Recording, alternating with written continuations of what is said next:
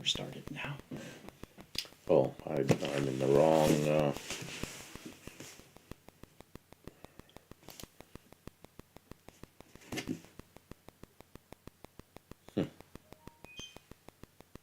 It says we have excellent connection. Oh, yeah, we're there. All right, hello everyone. We're live. It says we have excellent connection. Oh, you have to turn I gotta that get down. rid of this. Yeah, we're there. Gotta get All rid right, of the hello, noisemaker. everyone. We're live. Noisemaker's gone. Danny Boyd. De Tomaso. De Tomaso? Nope. De Tomato?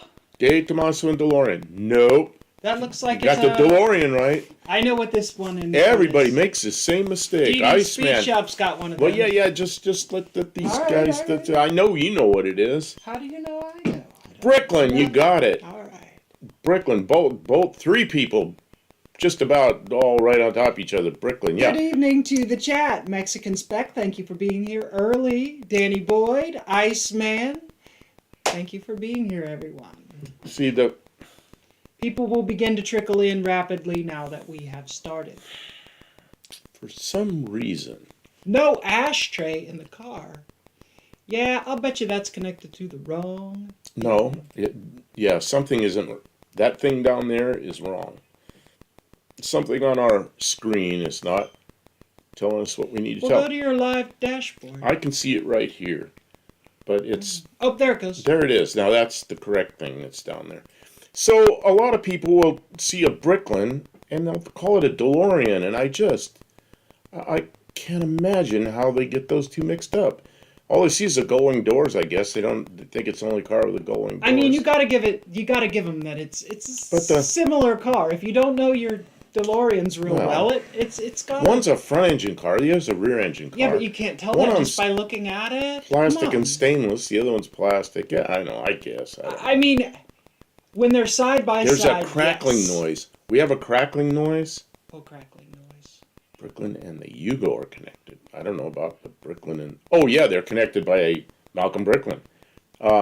Sorry for the crackling noise. What is making the crackling noise? I don't know. I don't hear it. What is with the noise? I hear two people now saying there's a crackling noise. What is going on? Let me turn up my sound and see if I can hear it on here.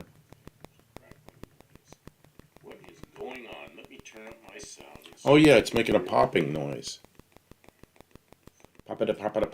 What's doing that? Oh, yeah, it's making a popping noise. Something with the microphone. Let me just go over there. Check connections. It says the noise occurs when your voice levels are high. Well, maybe we got the mic up too high. So now we're messing with it. Kim's messing with it. I'm messing with it. So now Ooh, I'm in the way. we're messing with it. Kim's messing with it. Oh yeah, it's making a popping noise. Oh yeah. Just what we need is a popping noise. Just what we Yeah, it's need. making a popping noise. Just what we need is a popping noise. Them Is it still wheels going? on that Bricklin. Oh yeah, it's still making a popping noise. Well, there's some delay, so it might be gone, and I don't know it for 10 seconds. Oh yeah, it's still making a popping noise. Well, there's some delay, so it might be gone, and I don't know it for. Yeah, Radio interference. what's doing that? Radio interference? From what? Radio interference. I don't. What's doing that?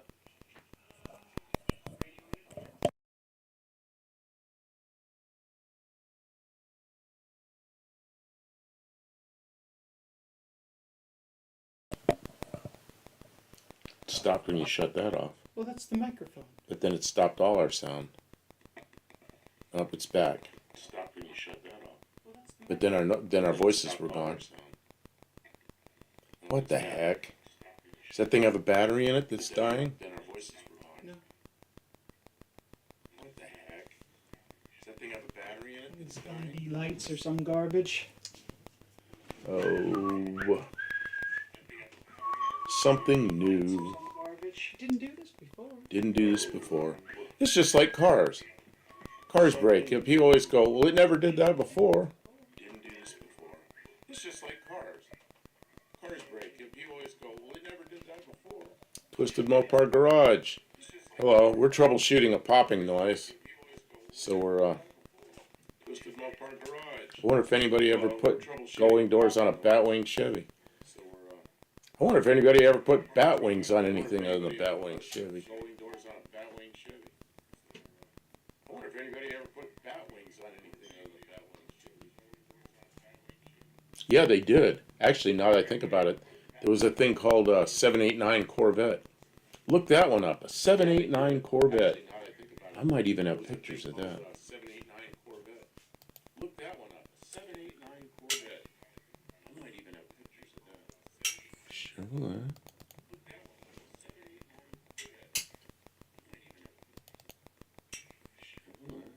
I do not have pictures of a 789 Corvette here.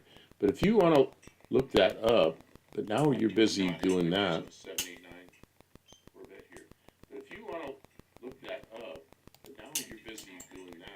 Yeah, we got to get rid of this popping noise. We can't have this. Can't find the source. You should shut off the sound from Yeah, YouTube. we got to Hear get rid of the this echo. popping noise. We can't have this. Oh. Well, yeah, I've got it so I can hear the popping noise. No. Yeah, I got it so you have an echo. Yeah, I have. The reason I have the echoing is because I'm trying to hear the popping noise because we can't hear it here. So I've got it turned on. I've got it turned on here so I can hear it. Yeah, that's what the echo is. I've got the sound going here from the live stream because we're trying to troubleshoot the popping noise. If I turn that up loud enough, I can hear the popping noise and it makes echo, of course. Let's see. In the mic, yeah, we shut the mic off, the popping noise goes away. Yeah. So does our voices. Yeah, that's Okay. kind of problematic. Okay, maybe we have another mic we can use? Well, there's the problem is we're getting radio interference from something, and it's the mic's picking up the radio interference. So, all right, I'm gonna have to unplug the mic. You guys are gonna have to bear with us for a moment while I do that.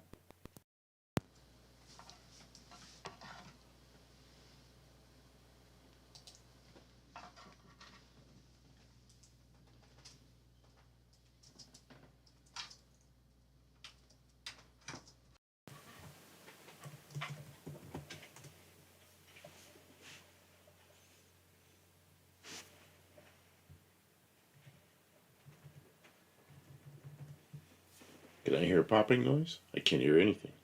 That's good. Okay, so we did get rid of the popping noise.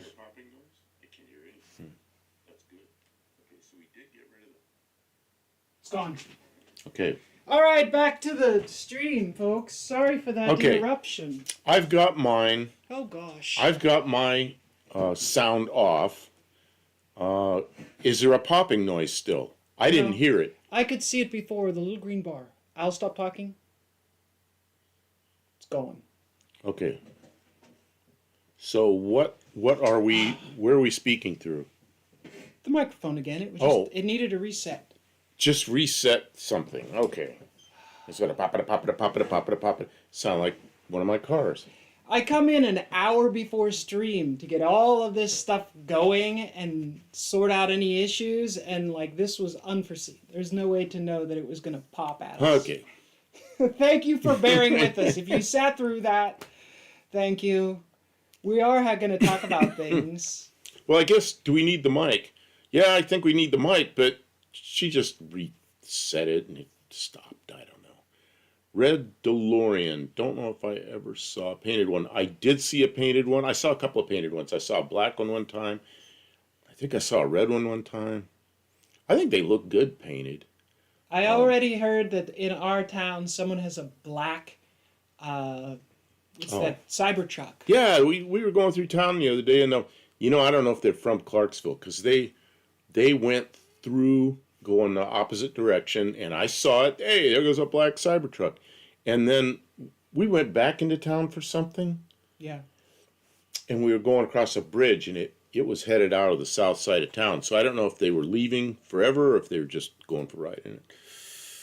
I don't know why it was red. It's easier paint than fixed stainless steel. Yeah, the DeLorean was stainless steel, very thin stainless steel that was crimped over plastic. And the Cybertruck is very thick stainless steel that apparently isn't very good stainless steel. Well, black or white test. You can order a black or white. I don't know. Yeah. I mean, have you ever had a stainless steel refrigerator? They are so hard to keep clean. They pick up fingerprints and oil and stuff so bad. They show everything. They're terrible. Dougster's here. Hello, Dougster. Welcome If you see to it the again, stream, tell them they Dexter. wasted a lot of money. What the Cybertruck? Yeah. I mean, define wasted. You know, going the other way. You know, I spotted it going the other way. The headlight was this wide, and I saw it go by the other way. It's like, wow, there it goes Cyber again. tank. Yeah, I don't know. Yeah, I don't know. I, you know, it's kind of an interesting thing that they did that, but you know, there was somebody on YouTube with one of those. I don't remember who it was. He had carrots, and he closed the frunk, and he's able to chop the carrots off. So if you had your fingers in there, it'd just whack them right off. And then he opened the front door, and the edges of all that stainless is really sharp. Who needs fingers? Don't they- those Cybertrucks self-drive? They didn't deburr that at all. He took the carrot and peeled the carrot on the side of the door, and you could see all the shreds on the ground from. That's a feature. You can Yeah, shred carrots with your Cybertruck. Oh, that's what he said. Yeah, it's a feature. That's just good stuff. So, you know, yeah, I don't know. I'm just, look, there's a green one there right behind my head. All right, that's it for our hacking on the Cybertruck minute. Okay, yeah, get rid of that picture. All right. Oh, you know what you can put up there? What can I put there? Is you like to look stuff up. Okay, I will. The 7.8 I will. the Don't 789 Corvette. Is there like Yeah, they- spaces between? Call just 789, I think. 789 Corvette. Tesla carrot shredder included free, yeah. So maybe Kim will get that quickly. I don't know. Oh, there it is. Yeah, just click on one of the pictures, like the middle one, maybe. This one? Yeah, click on that one. Maybe we can get it up to the front. That's as big as it is. Okay, whatever. Maybe we can get one of them up there. Yeah, there you go. Except our heads are in the Is way. it the Batmobile? Why are we so big? It is a. Because we're the big thing. We're a big deal. As our channels have grown, we've kind of gotten bigger. Ah, there. Okay, now we can see the 789 Corvette. What that is a C6 Corvette, and it was a company that was making the front end look like a 57 Chevy. The side looked kind of like a 58 Chevy. Kitty Boyd. And the tail end looked like a 59 Chevy with the bat wings. And they made a run of those. And I remember reading about them, and they made none of them the same color. You had to order it, and they would not do the same color scheme on any of them. So every one of those is a separate. I'm about ready to knock this over. Quit knocking my coffee. I don't want to over. knock I'm the gonna drink coffee that. over. Almost twice. It's Drinking time to that. say something. And so I kind of like that 789 Corvette. There was also one they did, the same body off of or same base, a C6 Corvette, and they did it to make look like a 53 Corvette, and that was pretty cool too. But if you know about the Chevrolet El Morocco, it sounds familiar, but I don't really remember what it is. What is that? That's ugly. Wasn't American Express. I don't know. What is? I don't know what you're doing. You went to some weird. Oh stuff. yeah, we're gonna talk about that. There was something you guys were talking about. Well, I was in the middle talking about Corvettes, and then Iceman asked about the Chevrolet El Morocco. So we're gonna look up El Morocco, and then we'll go back to this one-eyed cat, whatever it is. What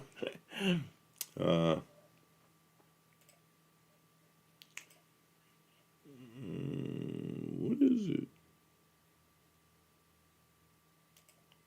Oh, it's a 56 Chevrolet with a Cadillac back end or something. I don't know. 56 is rarer than hen's teeth. Well, look at the back of it. Looks like a Cadillac. So I don't know.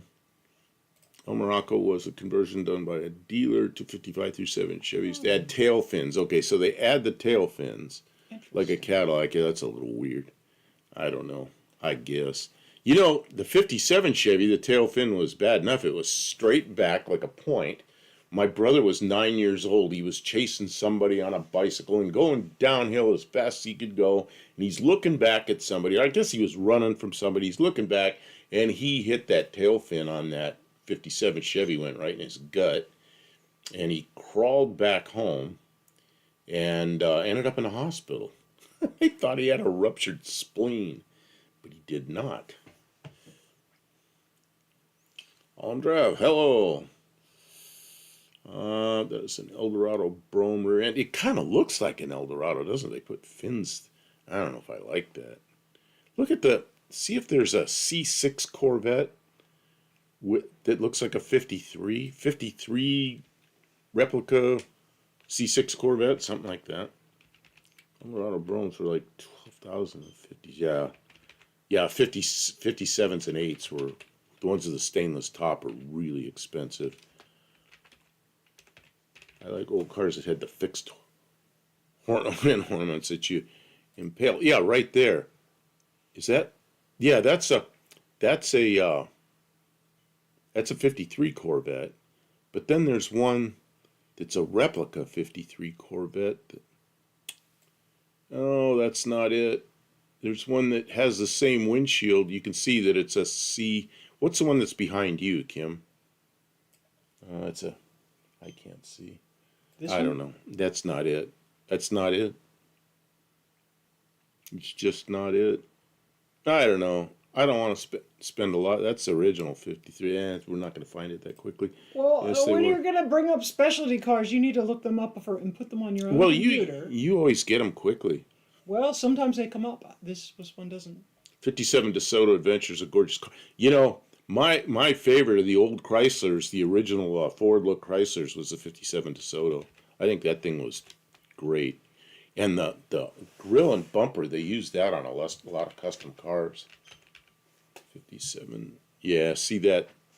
Well, they had single headlights and dual headlights, depending on what state you were in.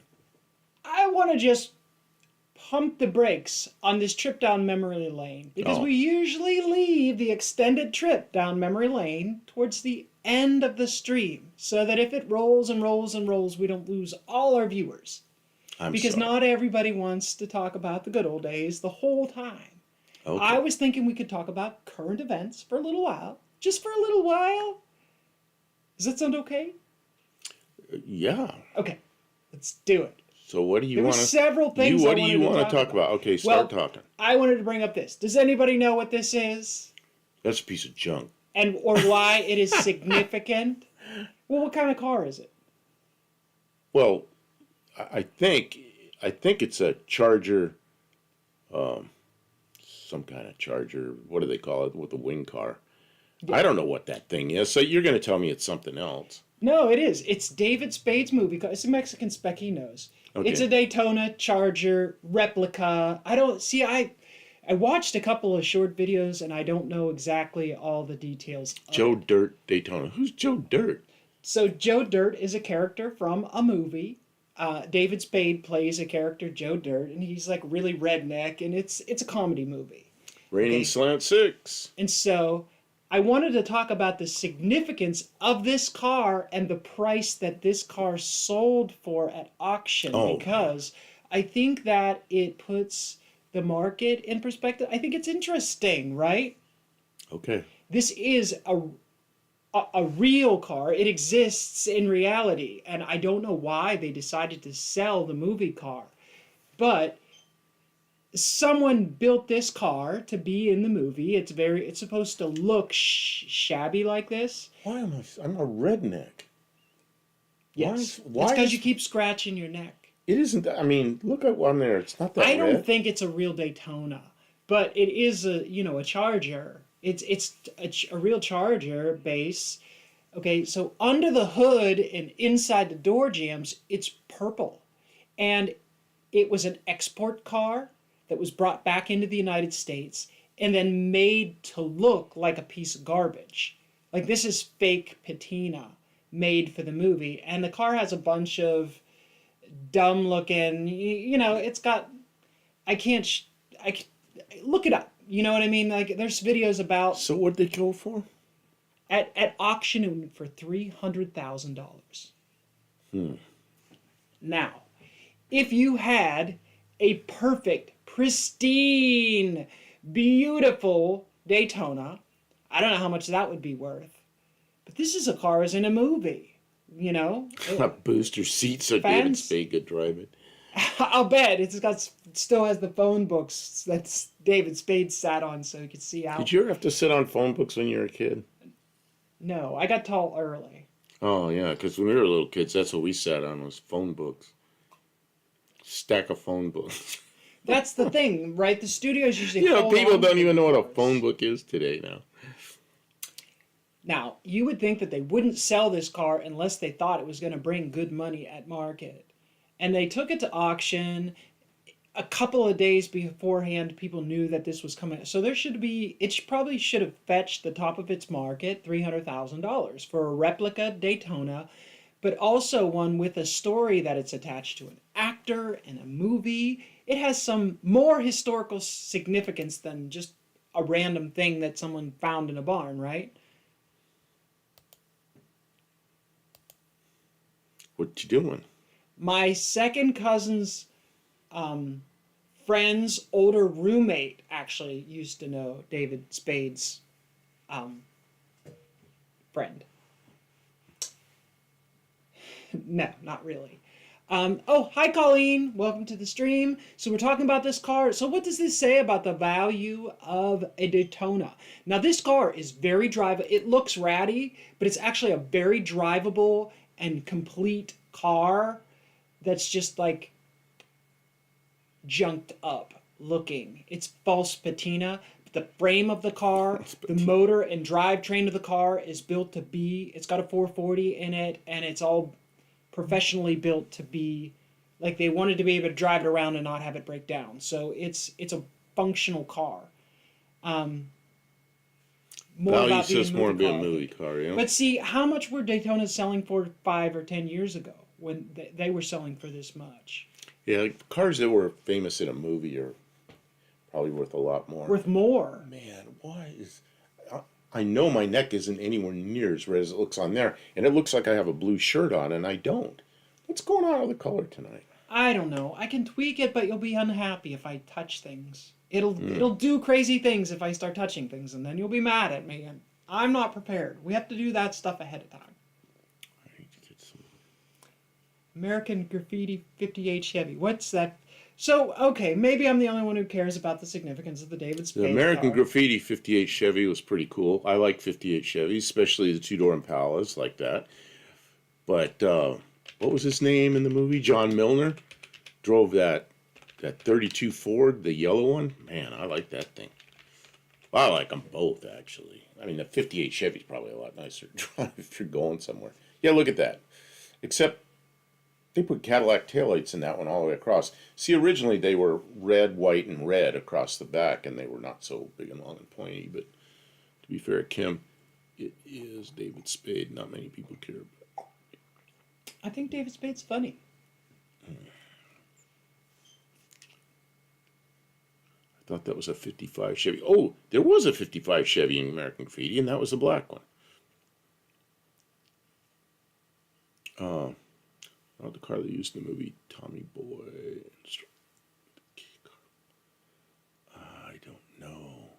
I don't know.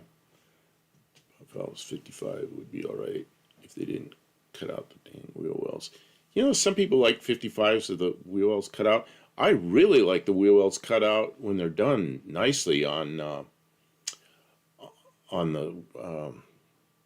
what are the wagons called? Oh, why can't I pull up names? What is wrong with me? My brain just freezes up. I don't know. We're probably not supposed to talk about it then. Well, That's the government. There's a two-door government wagons. person somewhere. Anytime you start talking about the wrong thing, they press a button and it just blanks everything out. And sometimes they just sit on the button by mistake. Ron Howard Press it. drove the 58 white with red stripes and chrome reverse baby moons.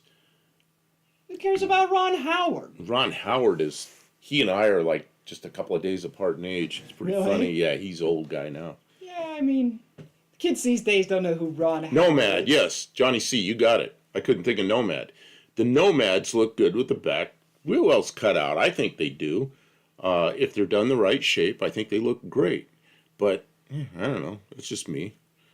YouTube suggested a video today to me that was about a vehicle called the Nomad Max. I don't know. I said a word, and now it's doing a thing. They're stupid. And that was cool. It was like a 57 on top of a Suburban frame with big wheels. So that was kind How can we fix that monitor so it doesn't listen to what we say? I don't know, but don't start shouting on it, please. No, it's just, There it goes. It went away. it's annoying because it just picks up a word we're saying and it starts doing stuff. Up in smoke, yeah. I really think that the No Name Nationals people, we should arrange a script and then film it like the week before or the week after No Name Nationals and convince people to show up early or stick around afterwards, do some car chases or some scenes with actors and a bunch of cameos, you know? I just think that would be cool. It's too much for me to do by myself, but I think it would be cool. So, It fell apart in the movie. Nomads came that way. I don't know. Nomads came that way. Really? Oh, No. what was the other things that I I can. put that I I'll wanted look. to talk Now about? I'm The gonna. Geodirt car was one Now of the I'm gonna things. look it up. What are you gonna look These, up? 1, 9, 5, 6. No, they didn't come like that. Now I don't know how to get it over there.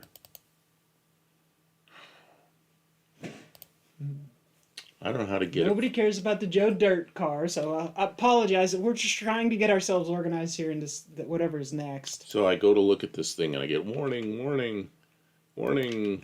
And I'm supposed to look at this.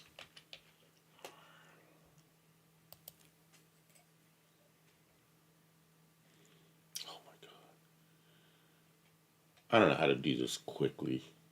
Can't do it quickly. That happens. So, What are we debating? We're not really debating anything. We're just trying to find something interesting.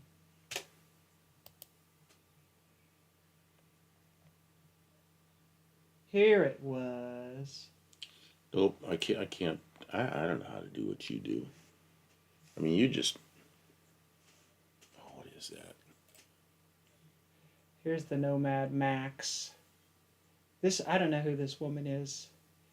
For some reason, I found her on Instagram before I found her on. I don't know. I was trying to find somebody back there said, "Oh, Johnny C said Nomads came that way with the big wheel wells," and I looked, and they didn't come that way. Compared to standard 55 wheel wells. See, I really want to bring this picture up. But I don't know how to do it. Here, I'll bring it up. I'll just pop. Oh, you have to drag it sideways. Just drag the whole browser over there. Well, I can do that. There it is. Okay, see that? That's now how we see the mind of the Buff Del Campo. at that's work. how 56 Nomad look.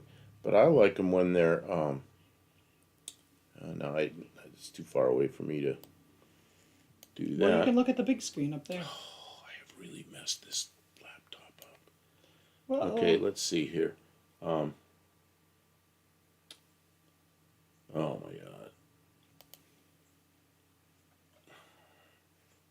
I don't know what I've done to myself here. Oh no.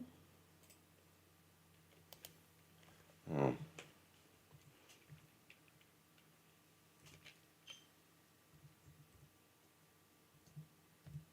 They are different from the car. That's what I was trying to say. The Nomads have bigger rear openings than the cars?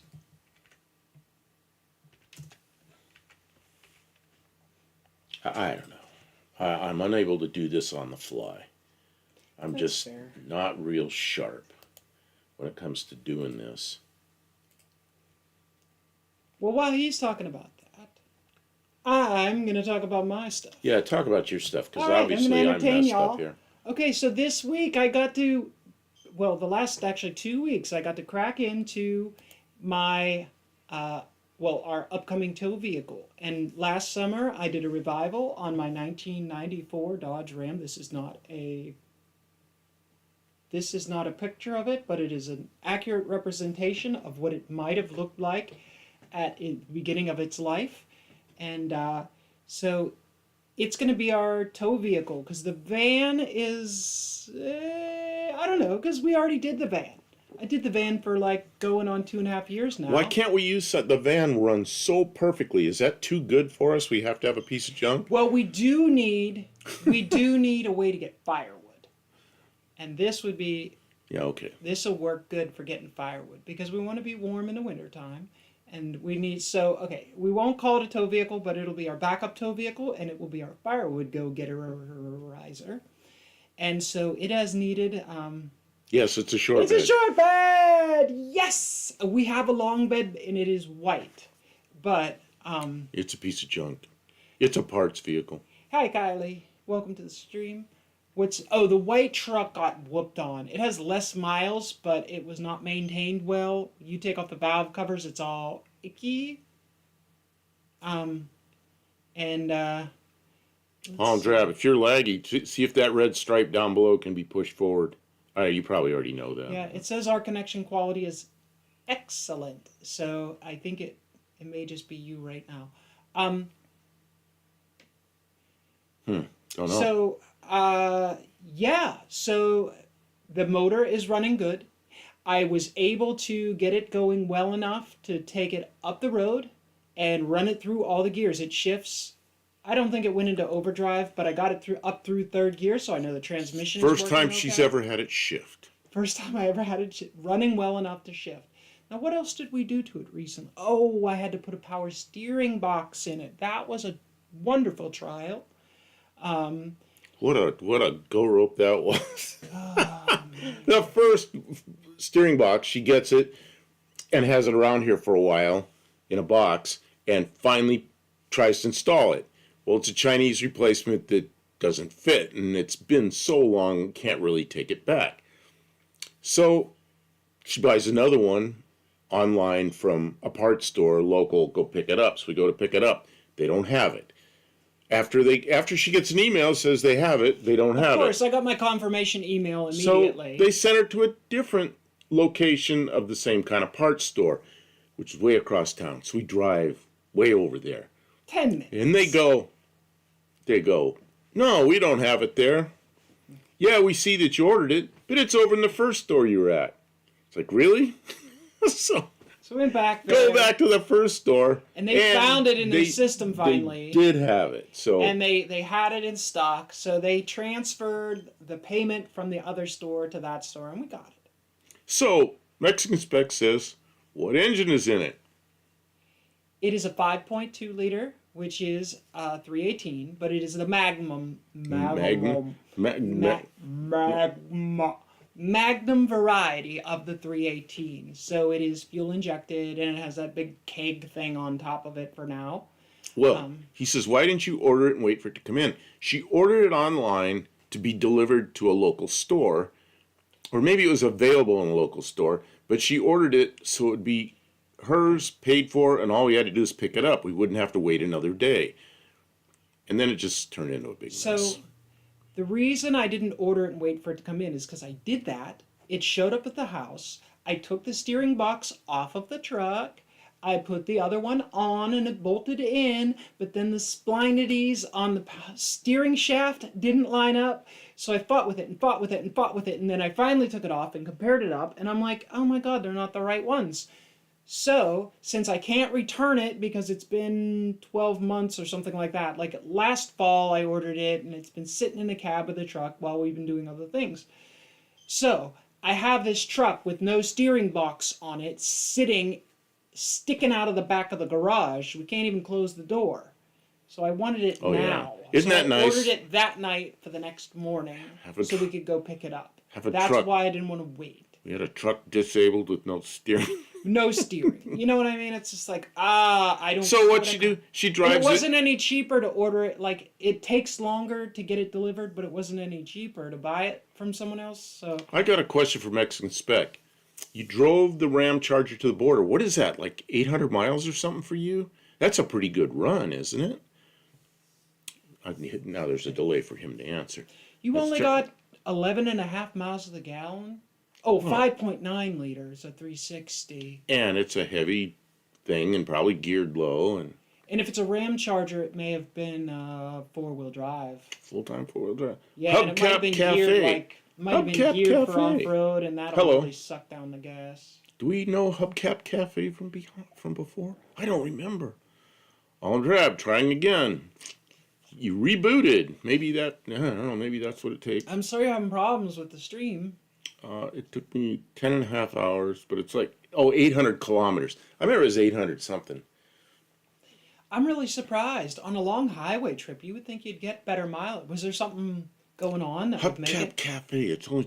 So you two know each other. You bought the truck or what? Something, I don't know. The Ram Charger Welcome to is the stream, huge. Hubcap Has Cafe. huge Ram I'm not truck familiar wheels with on you, but glad you're here. Brought the mileage way down. Okay, so do you have the truck then? Hubcap Cafe. It has bug wheels on it. Bug wheels on it. Bug. Oh, maybe big wheels. That would make more You would sense than think bug big wheels. wheels would help with because, the gearing. I don't know. Hubcap Cafe, where are you from? I'd like to know where everybody's from. I mean, you don't have to give me your address. just like, I are you want from your Wisconsin? address. Are you from Wisconsin, or are you from like France, or Just dox yourself. Australia? It's like, What are the last three Buick digits of Smith. the credit card number Hello. on the back of your card, please? hello. Tried filming, fixing my fuel gauge on my GS today, but it took me over 8 hours to completely rebuild the gauge, so I just gave up on filming. Kim, are you buying another Dodge truck? Oh, we were trying to just make one Dodge truck out of a whole yard full We of have- Dodge trucks. We have 3 Dodge trucks. One is a 92 or 3 with a 360. I see his 360 at 22 to 26. Here's the kicker. The buyer had problems crossing it.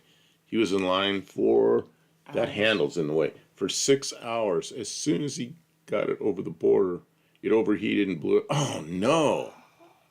What happened? It was sitting still too long. Fan wasn't working. Something like that. Oh, no.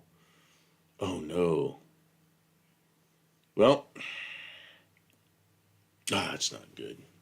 It's too bad. That's really bad. Ooh. That's like my nightmare. Anytime I'm selling a car, is that the person will drive away with it and it will just like explode, and then they'll, haunt me forever. I've had issues. I once sold a neighbor a garden tractor. This is years ago, like 15 years ago maybe, and it was just this beat up old garden tractor. You know what I mean? And it had problems with the brake linkage on the thing, and it was all rusty. And I thought I made a repair, but it came apart right away on them. And instead of them calling me or anything like that, they took it to the lawnmower shop.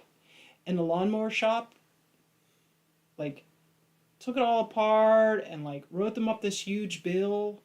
And then they were refused to pay the bill, and then they were mad at me. And it was like...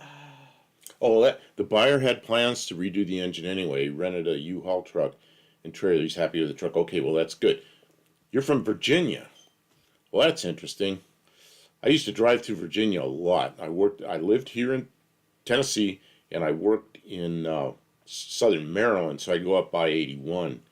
So, Virginia was just went on and on and on and on until I get to Maryland. It's Oh, yeah. Virginia's okay. You know, I-81 kind of goes up through the mountains, and it always seemed like I was making that drive in the wintertime. And I'd be in my car with automatic temperature control. I have this Mazda with it. You don't have to mess with the heater. It just keeps it at whatever temperature you set it at.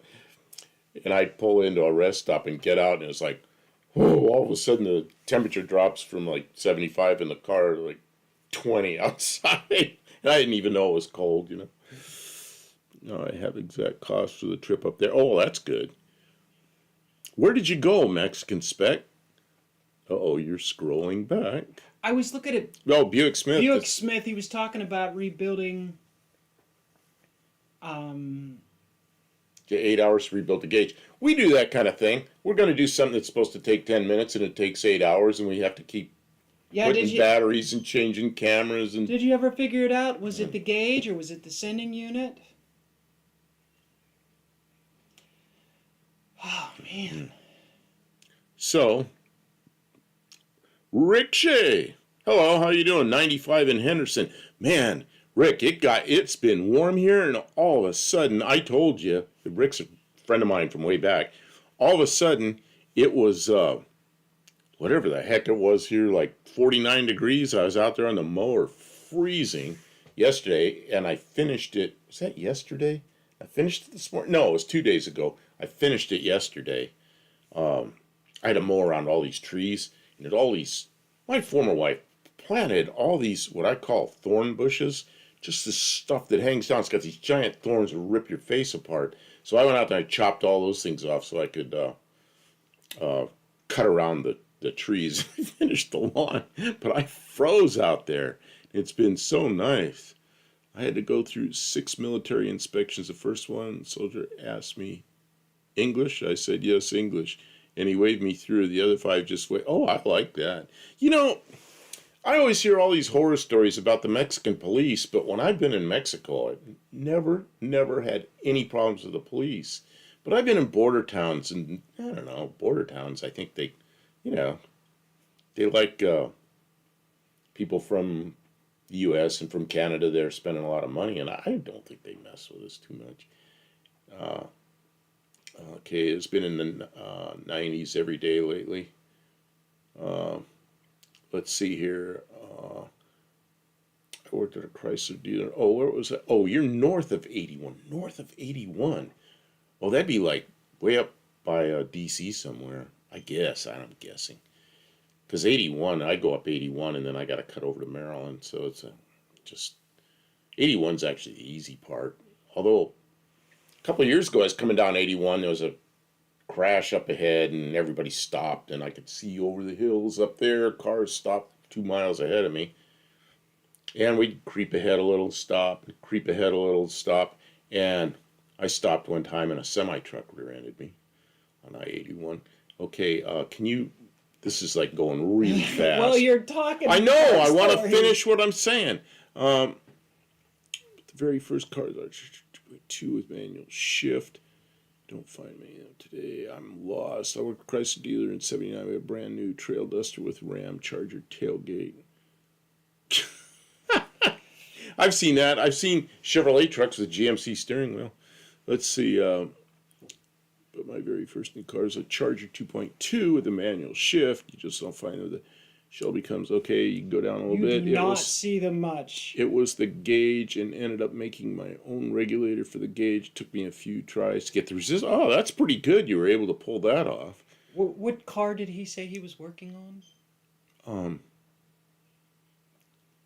Because you're going to want to check the voltage. Scroll back again. We're like going to lose what we're doing here. GS. Is that a Grand Sport? I don't know. He'll have to tell us. It's not the gauge. Okay, I just can't go this fast. Just wondering if any around where you all live. Johnny C. No. We see them infrequently pop up, like on Marketplace for sale. Like, rarely. But you never see them around. No one's driving them. No one's working on them. They're just kind of gone. Heard the Mexican police were literally spank you with a paddle. Oh, I don't know about that. Okay, scroll. Probably have to pay extra Scroll, for that. scroll, scroll, scroll. Okay, what else we got here? Hey, Johnny, those are fun cars. Large driven around the ground. You know, yeah, I had what's the little boxy one that's like that with a 2.2? I had one of the 1.7 Volkswagen engine in it. I think it's funny when the hubcaps come off, and I think that's really funny if they show more than 4 coming off in a chase scene. That's it. I counted the National comedy. Guard cars. I saw 8 total, and 2 had other vehicles stopped. How many cars would you see pulled over in the U.S. with the same distance? Oh man, in 800 miles. Oh, it depends. You know, there's times I've made trips from here to Oregon, which is a long way, and don't see one cop. And sometimes coming back, I'll see Highway Patrol got people stopped, like in several places. I don't know. It's really odd. I don't travel as much Merrimack. as I used to. It's hard to say what you'll see. 71 Buick GS. Yeah, it was an Omni. I had an Omni. I had an Omni with a 1.7 Volkswagen engine in it. It's a really nice car, but you know, it was a 79, and I had it. It was almost new. So. Well, good job keeping after it, because like, even if it's not the way it's kind of supposed to be, if it at least kind of tells you you do or don't have gas, then you know that's good. That's good work. You know, sometimes you just got to keep it going. You know, I had an airplane. There's a little single-place airplane, and right behind me there's a fuel tank that was clear enough I could see through it, and you're required to have a gas gauge. So my gas gauge was I'd turn around and I'd look at the gas. Can't do that in a car. And that was simple, and it passed the inspection as a gas gauge. Thanks I for guess coming they- in. Good luck with the homework. What is this? Buick Smith says his kid needs help with homework. Oh, your kid needs help with that. Okay, yep, well, yep, that's a good thing to be doing. I guess they occupy the same wrecking yards as my second New car, the Beretta GT. I like Berettas. Now those are a little more common in the for sale ads, but honestly, you don't see. No one's driving them anymore. They are getting worn out, used up. I have a godly amount of hubcaps. You gotta get. Do you have pictures? Do you have a website? I gotta see these hubcaps, but I know what most of them are. Let's see, I know where 2 Beretta GTZ are right now. They might have been sold. Man, what was the other car? It came out the same time as the Beretta. The Beretta was a 2-door, and it was something else as a 4-door. And back when those things were new, for some reason I was in rentals a lot. But I could never get the Beretta. I always got the 4-door thing, which was kind of the same running gear, I guess. I can't think of the name of those. John Wilburn. Yeah, Walburn. John Wilburn's here. Hey, John. hi, John. Welcome Where to the did stream. I Thanks just- for stopping by. Where did I just see?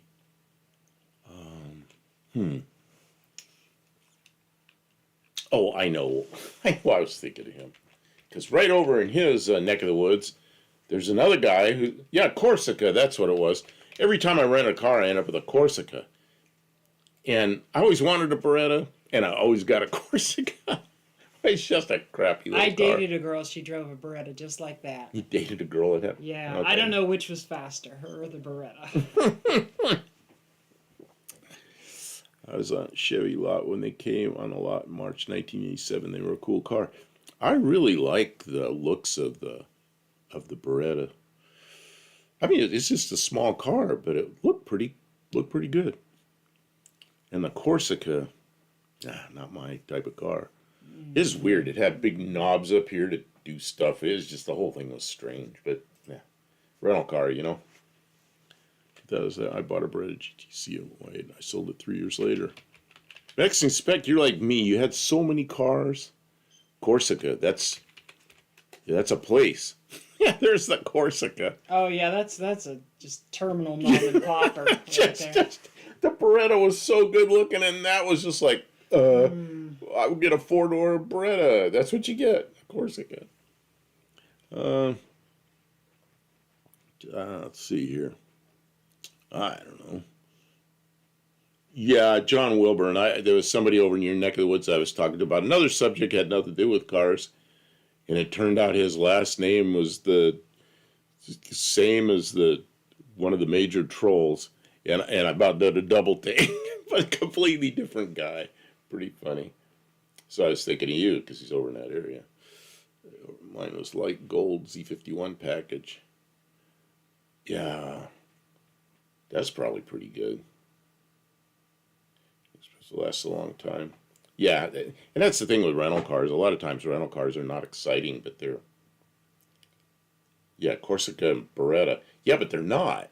The Beretta, I mean, yeah, they are, but the Beretta looks good, and the Corsica is just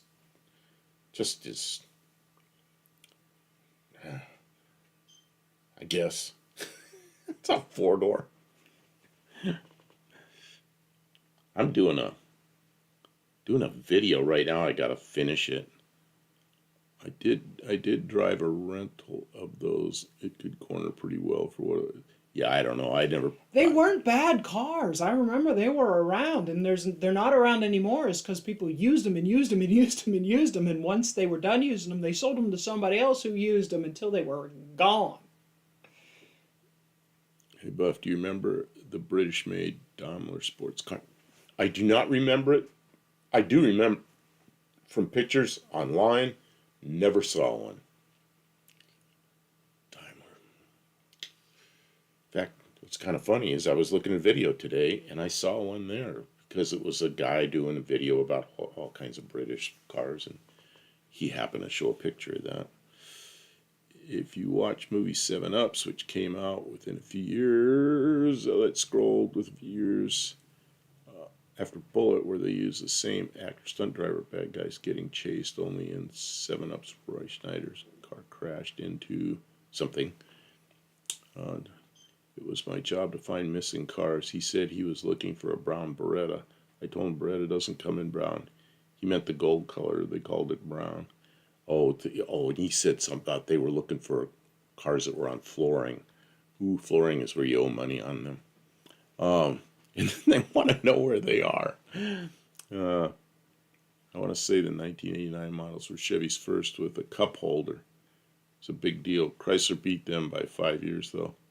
And they were old cup holders. They were just like a little ridge in a glove compartment. Chrysler had cup holders. Back in '72, they had cup holders. Yeah, my Valiant has just like a little ridge in the glove compartment. It's sitting there. Just the right size. And then if you put a cup there, it collides with the top of the dashboard. And if you were to stop and hurry, it would just dump into the glove compartment. So. Or your lap. Or your lap, yeah. But it was there. It was more like a picnic shelf. Like, please make sure your tray tables are in the upright position. I always get... I don't have one here. Yeah, I do. This is what I always used in cars. Something with a screw top. So I drink some, screw the top back on, and just set it somewhere. Doesn't spill that way. Oh, man, when I'm on the road, yeah, I've got some big... A Daimler picture. I will. Okay, keep talking. Daimler sports car. There's a joke in there somewhere. Yeah, John, we've been working on the Valiant a lot. I've got to get a video finished up. I've got a bunch of clips I got to put together where we were working on it. Yeah, look at that goofy thing. I shouldn't say that. Somebody here likes them. We worked on the skid loader this week. We did a lot. We got it running, and then I got the new power steering pump in or power steering, not pump, power steering gear in my lumber truck, wood truck. What are we gonna call it? Wood truck. I don't know what. Chuck. Yeah, it has a fish mouth more than my '93 Camaro. Yeah, that Daimler was. Did we work on your car? Yeah, the Valiant. We were trying to find parts for your car, and they're not even here. My car. Oh, that. Oh, here I am. Where we got a rebuild kit that Kim bought me for my birthday to do the front end on the Valiant. So we're doing it, but it only comes with tie rod ends for the outer tie rods. There's also tie rod ends on the inner part of the outer tie rods, and they're left-hand thread, so it doesn't have those. So I ordered some from Amazon. And so today we're looking all over for them. Yeah, they were here, they're in a box, and we look, tear this place upside down. We can't find them. Yeah, they must be in a shop. We look in the shop. They're not there. We look and look and look and look. And then finally, oh yeah, those things. So finally, I'm looking for something else today on Amazon, and I see those, so I click on them to see when they were delivered, and it says these have been lost. They were never delivered. I go, that's why we can't find them. I looked outside, I looked inside, I looked in the trunk, I looked in the back seat. I was so sure they were here. I thought they were here too. I thought we did them an unboxing of them sometime, and I was like, they're surely here. I just set them 83 someplace. 83 Caravan Voyager first cup holders. Well, could have been. Could have been. Back of the tractor trailer sheared off. What is this? The back of tractor trailer and sheared half the roof off. Also, French Connection had Gene Hackman driving Pontiac Grand Prix chasing a bad guy on the subway train below the elevator. Rainy Slant 6 with a chance of cannonballs has given us all the movie trivia I forgot tonight. what those things look like till just like earlier today. Yeah, 55 Chevy, the first with the glove box cup indentation. See, man, this is pretty good. Hubcap Cafe, he knows his stuff, because I wouldn't have known that. But those were worthless. It was just like, oh, if you have a cup, you're supposed to put it here, but it wouldn't hold it. That would have never held it. So now we have, oh, you took that away, but it's still, I don't know what's going on. What are we looking for? I don't know. I'm looking and we're on with two different pictures, and I don't know why this one's still here. Oh, that might, your image. I'm behind or something. Yeah, click on the live. Something logo. is behind. Yeah, Yeah, that one's behind. Okay. 83. What's this? 55 Chevy. Technical difficulties. Since Earlier we had was the first year microphone for the problems. It was minivan. You might be right, as they did come out in 83. Yeah, okay, because it was an 84 model in 83. Man, a friend of mine he and his wife bought one of those Dodge minivans the first year it came out, and he and I were always doing engine swaps and everything, and he had that thing just a couple of days, and we were already talking about putting a Oldsmobile Tornado drivetrain in her minivan, and she's like, no. She's like, no. Not only no, but hell no. Oh, and the original Chrysler minivans had 4 cylinders in them. I don't know what they were. 2.6 maybe? I don't remember. But I think it was a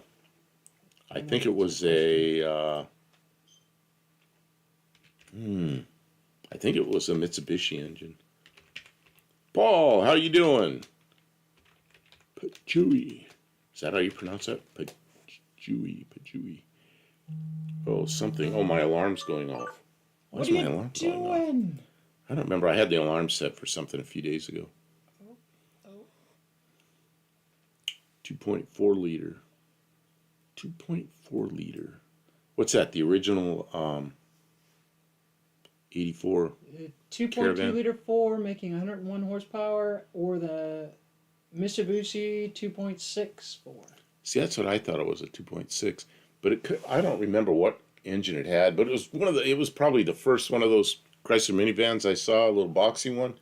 But this guy, he and I were already going like, let's put a 425 Olds in a front driver, and it's like, nope.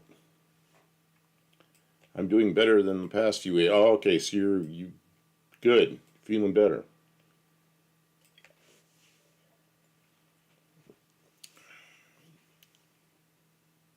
I don't know exactly what you're doing. I'm just moving stuff around. We could talk about anything. So, yeah, you don't take the wife's brand new van that she just got, very first new car she had. Loves it. Let's go to our dyno room. The dyno room? Welcome to the dyno room, folks. If you haven't been to the dyno room, this is where we talk about horsepower or dyno power, or really we just... The glove box indentation wasn't for holding cups when driving. They were for stationary use at diners and drive-ins. Yeah, that makes sense, because there's no way you could drive anywhere with those cup holders. I used because they're on that little cable, and it would just bounce. Go ahead. What's up? Look up. Please. Look up. 83. Oh, look up. You're like, look up. I'm like... Look up. 83 Dodge Caravan or Chrysler Caravan, whatever the hell it is, and then 84. See if it's an 84 that came out in 83, or see if it's an 83 that really was an 83. But I thought they were 84s, but I may be wrong. I don't know. Happy to be here. That's good. Thanks for being here. Drink cups were so small compared to today. I tried it in my 67 Malibu. No go with standard paper cup. Never made sense to spill directly into the glove compartment. Yeah, 67 Malibu. I had a 67 Malibu. I really liked that car. Okay, manufactured from the 1984 to 2020 model years. So if it was, Came out in 83 as an 84 model. yeah, that makes sense. Yeah. I'll see if it says any. Slated for introduction as an 82 model. The Dodge Caravan was introduced a long time in November of 83 for the 84 model year. That probably sounds about right. 2.2 banger like in the K car at first. Yeah, so theirs probably had a 2.2 liter. The 425 Oldsmobile motors were beasts. Yeah, you know, I helped a friend. Actually, he did most of the work until he got the cooling system. I had a cooling system shop. So he put a 425 Olds and the whole drivetrain, everything in the back of a Corvair, shortened the half shaft on one side, lengthened the half shaft on the other side. Well, made it so it's Corvair on one end and Oldsmobile on the other end. And we ran the tubes up front, put a radiator up front, some little tiny slots, and a bigger hole underneath so you get some air in the radiator. And then I don't remember how we got the air out of there. I don't know if there were louvers underneath. There weren't any louvers on top. But anyway, that Oldsmobile or that Corvair had a 2-barrel on it, and it would pull the front wheels off the ground like just a little, but it'd pull them off enough so you couldn't steer. And then he put a different intake on it with a 4-barrel. Wouldn't pull the wheels anymore, so he lost some low-end torque, but it went better. And we never got the inside all finished, so it was, you turn around, the engine was right there, and it was really loud. It was noisy inside that car.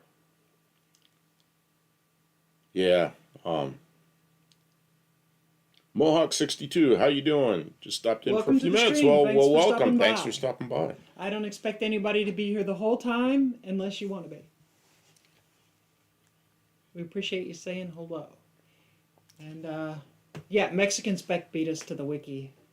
I always Mexican spec, those aren't your words.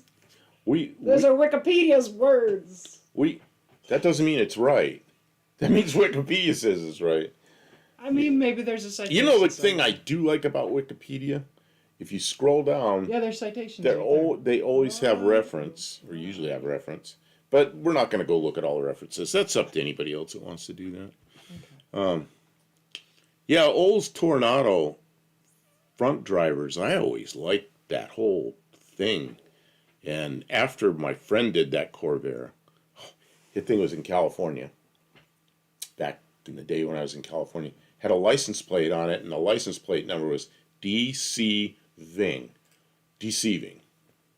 And yeah, it was deceiving. What was deceiving? Having an Olds Tornado drivetrain in a Corvair. Oh. Yeah. Sneaky. When's the last time you saw a Tornado for sale somewhere? Not too long ago, there was one in the Nashville area, but it was a pile. I mean, it was like sitting in the weeds. Just I looked at it too. We have enough basket cases that are we're trying to rehab here. I had two 67 Eldorados as a kid, and then later a 66 Tornado, the same color as Joe. 66 Tornado is my favorite of all those front drive cars. Man. And Jay Leno's, of course, is no longer front drive. I mean, that thing is a beast. That's a fast car. And the Eldorados, some of those Eldorados had 500 cubic inch engines. I mean, I like that too. I'd love to put a Tornado or an Eldorado front driver in a Corvair, or actually anything that's rear engine. It's good as they do say. Yeah, they do. Is that a 66 or 67? It says 66 on the screen. but get closer. That looks like a 67. I can't get any closer. Okay, see the one to the left, the dark bluish turquoise one. That is a 66. The other one, you can tell because see the headlights have those slots right above them, the headlight doors. And the 67, they finished that off flat. And I think the 66 with those slots in there just, I mean, they got the same slots in the bumper underneath. I think that's just so good. Yeah, that's what I thought. It was a 67 Mexican Sim. You can sleep forward comfortably in the Eldorado. Gold was my color on the Tornado. I was in Nuevo Laredo. In 1980, saw a Dodge Diplomat with Ocho symbol on the fenders. That's pretty good. Tornado is best in blue, in my opinion. Yeah, you know, actually, to me, a 66 Tornado, to me, is just, that's a work of art. I just, I remember late 65, it was Motor Trend's Car of the Year, and there was, let's see here, somebody that's in here is texting me. Why?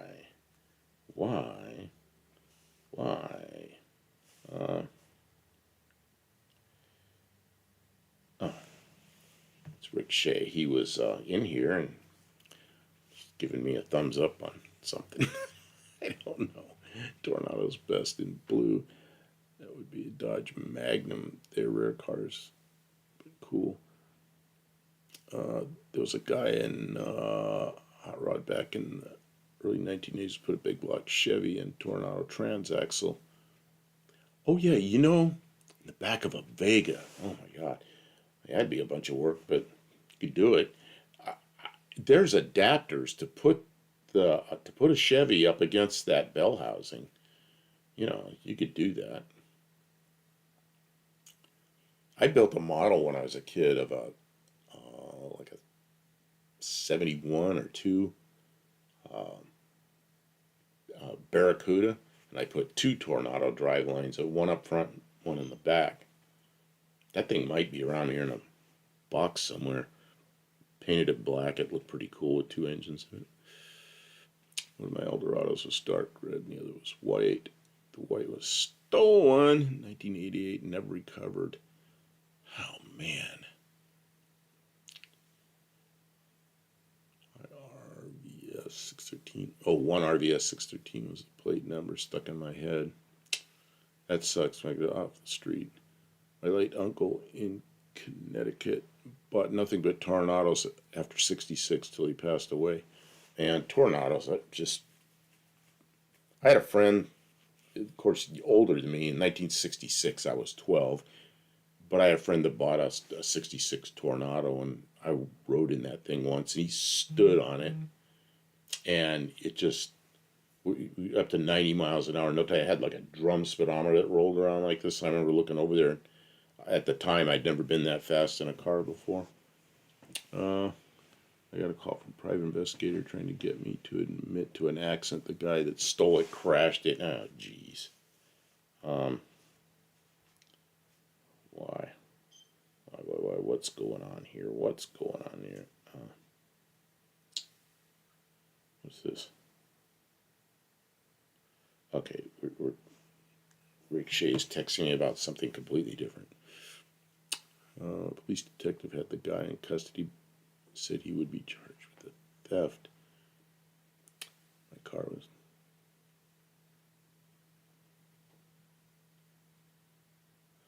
Yeah.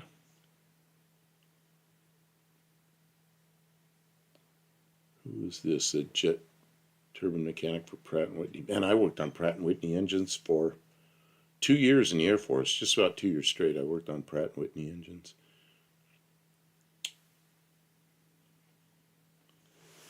Worked on the, what do you call it? The engines in a C-141, TF-33 engines.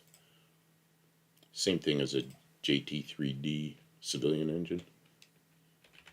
Yeah, I bet they charge him as a cop's car. Yeah, of course. A friend just retired from Pratt & Whitney in Lansing, Michigan. Yeah, you know, I haven't been on a jet engine mechanic for 40 years, I guess, since late night, like December of 1982 was the last time I was working on jet engines.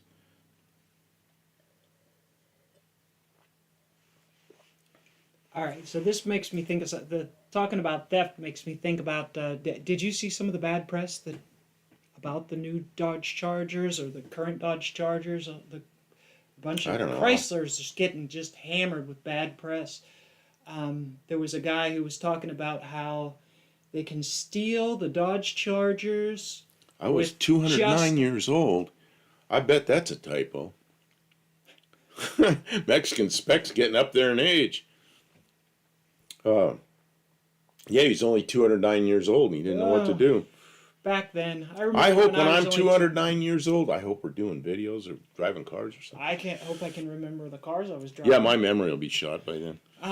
So they were talking about with your VIN number and one of those little like scan things that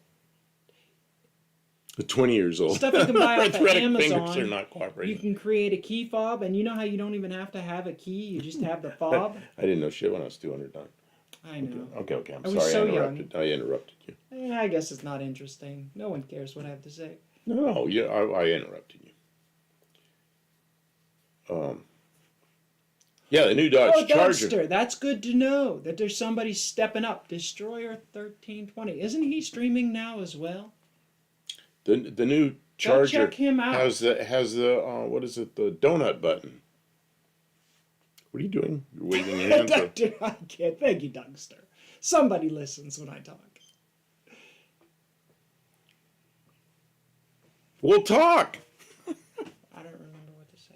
But if they get a key, they can take it. But can you can't make a key on the spot with a scanner and the VIN number. Or maybe you can. Anyways, getting a lot of bad publicity for that. Because they can just, if they get the VIN number, they can just make a fob and drive off with the car. And that's relatively cheap. It's like $100 theft. I don't think that car's been found yet. Nivlak 57's We would have heard car. about it. Yeah, I think John was just talking. John was up there. John Wilburn was up there visiting them. Did some video with them. That reminds us of something I wanted to talk about last week. Mohawk's son is graduating basic training in a few weeks. Congratulations. And what service would that be for? So kill switches are not obsolete. Yeah, and Jay Leno says have a switch somewhere. Shut your battery off. And all the old cars, I guess, so he has switches places so he can, or unplugs them or something so that there's no battery power. That'll at least slow them down. Well, they're taking the cars right off of dealer lots. Mopars, Mustangs, and minivans. Colleen, How you thank you doing? for announcing that. That's really good news, and I think it's a really noteworthy thing. There's nothing wrong with making an announcement like one of our people is having a life event that's Well, notable. Next expecting the newer cars, I don't think you can because stuff's got to stay hot. But in an old car, yeah, you just disconnect the battery somewhere, or with a big enough switch that you can do that, or unplug something. I know over the years I've seen people put in fuel cutoffs. They put a switch for the fuel pump in a hidden place, or a valve to shut off if it was a old style engine pump. They put a valve so they could cut off the fuel, so they could steal it, but they wouldn't get far, and it would stop, and so they would abandon it, and you'd get your car back. What? Roadkill had their Olds Tornado powered by a Mazda rotary pickup. Mazda. Oh man, who would want that? Okay, so on the topic of stolen cars, the first thing we thought is, we should buy a bunch of Apple AirTags because they're pretty cheap, and you can use them to track, mail or other things. But we did not realize, or we had heard before but forgotten, that the AirTag is not it requires there to be a Bluetooth enabled Apple device nearby for it to communicate its location. So, you really can't count on that being away because, somebody hides your car in a garage someplace and doesn't have an Apple device, then you'll never know where it is. And you can't necessarily track it all the time. So, what you need is a GPS enabled 4G or 5G device. And you are going to have to pay monthly monitoring to keep an eye on it. So, to get something with that gives you real-time monitoring and 4G, you're going to probably be into about $100 a year, and if you buy several years at a time, you could probably get that down to, $60 a year, which if you only have one vehicle, that's probably not if it's something that you are worried about having stolen, it might be worthwhile. But the other thing is, how do you recover the vehicle even if you know where it is?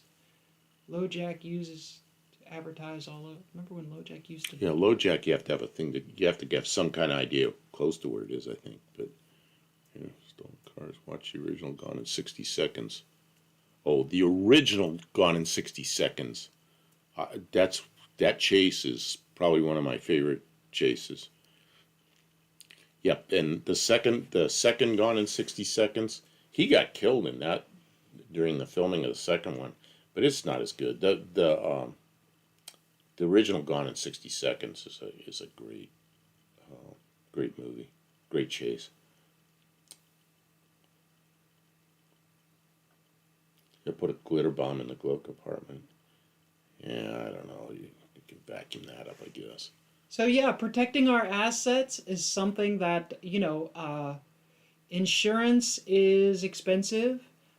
Tracking devices are, there's a lot to learn and know. Sharing that information amongst ourselves, hopefully the people who have, our vehicles, if our Valiant got stolen, it'd just be a damn shame because we worked so hard on it. And it's irreplaceable, but, we can't insure it. It's not worth anything. So it's weird. The Mexican Spec said something here. Colleen Tebow said something about developing an app that would help people track their cars. She was talking about Calvin losing, she says, everything. Yeah, he lost everything. Mexican Spec says he rode back from the border on a bus. I'm wondering what bus and how did it go? He's watching a movie, but I was wondering how that bus is. I'm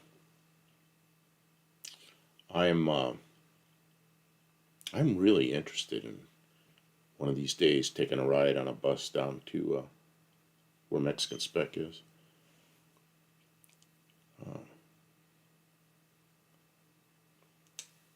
And so I'm kind of interested in the Mexican buses.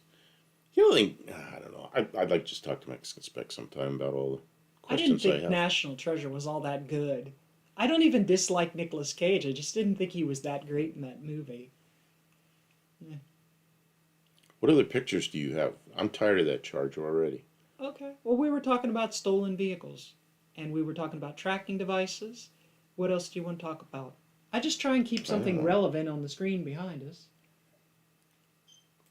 Well, there's a lot of people that weren't here when I first came in and put the first picture up.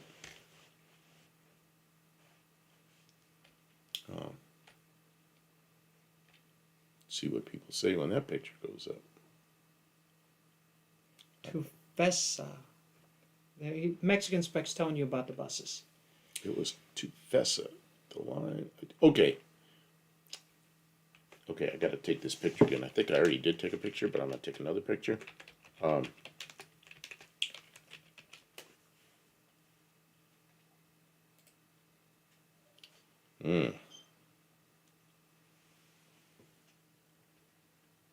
Okay, I just snapped a picture of the chat.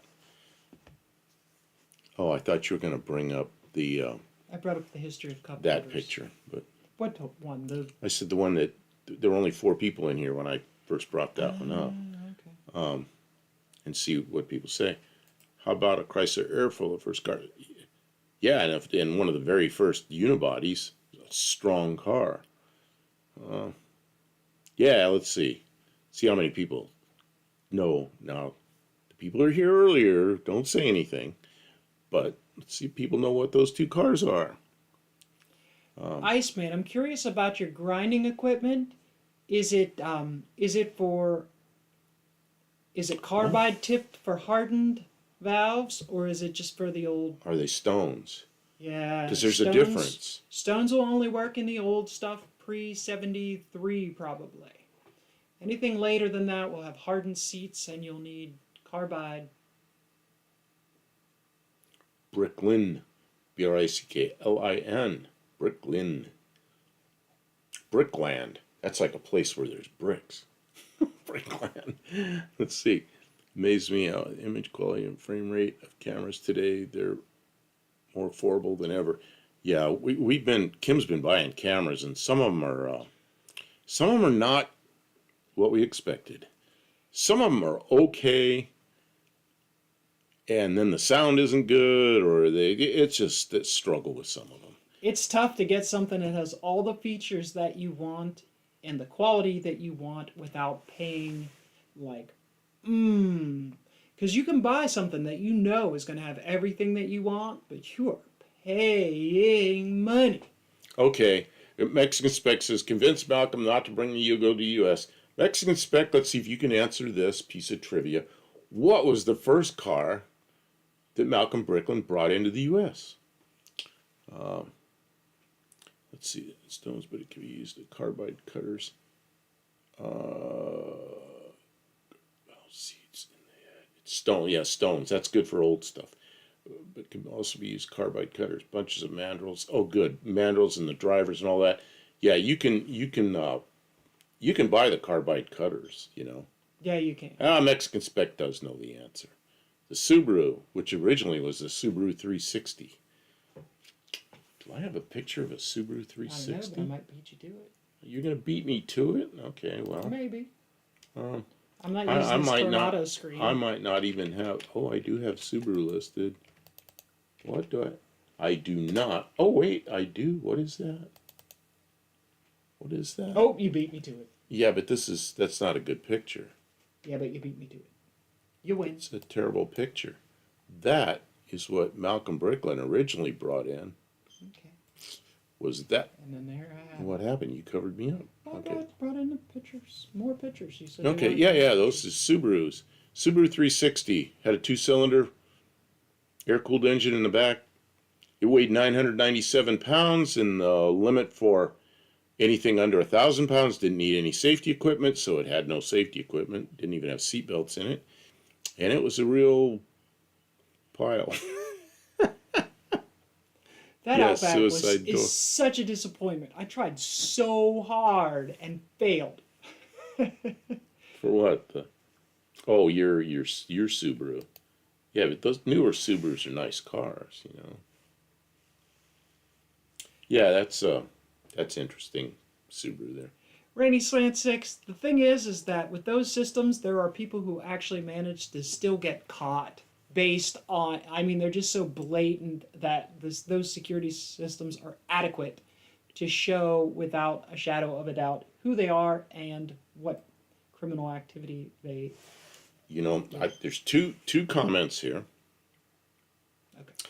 Weird cars. Look up BMW Isetta. You could look up Isetta. Okay. Isetta, when I was a kid, like in the late 50s, early 60s, I lived in a Is that small the town. three-wheeled one? No, people think they're three-wheeled because the back wheels are close together. The Isetta, there were quite a few Isettas around when I was a kid. Even in a small town, there were probably like 3 or 4 of them that are just I used to see all the time. The steering wheel was on it, had U-joints, and you got in through the front. And then they had a sunroof so that if you got in a crash in the front, you could still crawl out the top. And then Iceman says, did you know that Studebaker's the company that first imported Mercedes-Benz to the U.S.? Yes, I remember the Studebaker Mercedes dealer in downtown San Luis Obispo. And I thought it was the same company because I was a little kid and didn't understand that. This deal on the Outback. The Outback was a nice new car I bought in 1999. model, but used, I wouldn't touch it. What year's yours?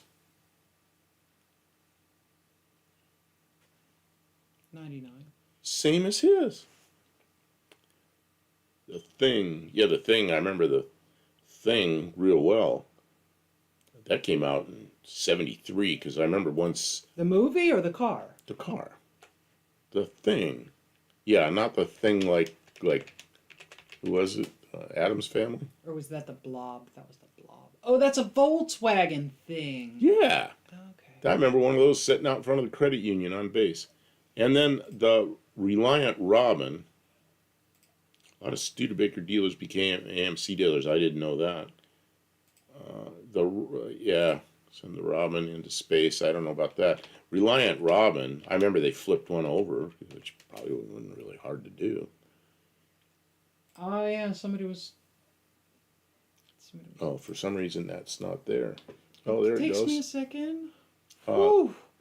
You guys are tough. No, You know? I looked. You're like, bam, bam, bam, bam, bam, bam. I looked on that screen. It was there, and it wasn't up there. And I thought, oh, that's strange. This is all on the fly, people. We're not prepared. We But it just was- go it was everywhere like not on- squirrel. Let's look It over was here. not on. It was on two different things on the screen. I'm going to talk to you. Yeah, let's see. Calling Cuba, Mexico. I had the Safari from U.S. thing. All U.S. things were made in Mexico. I didn't know that. Shrink the cam a bit so you don't have to move the window around so much. Shrink the cam. I think what he's trying to say is like when I'm here, we're really big. Oh, and then you make a Here, small down like small. that. Is that what you mean? Yeah. I don't know. Help. Yeah, well, I can change it on the fly. Cam shrinks us down and then puts us bet bigger, and I don't know what makes her. It depends. If we're just talking about random stuff, you don't want to see this stuff all the time. I don't Let's see. know. The Thing, it had a kerosene heater. I don't remember that. I know they sold. I remember Corvairs the Didn't first 2 years. J.C. Whitney sell those little heaters? Well, the Corvairs had them the first 2 years, and what I remember, my father's first car was a 1939 Ford in 1950. Did not have a heater, and he told me he bought a gasoline heater, installed it in that 39 Ford. He'd drive back and forth to work with that, and that's what heated the inside of the car. And this thing had a spark plug and a coil and gasoline inside the car. Addams Family movie had a cousin who drove the Messerschmitt. Yeah, you know what a Messerschmitt is? The car Messerschmitt. I think Messerschmitts are pretty. Two VW air cools linked together.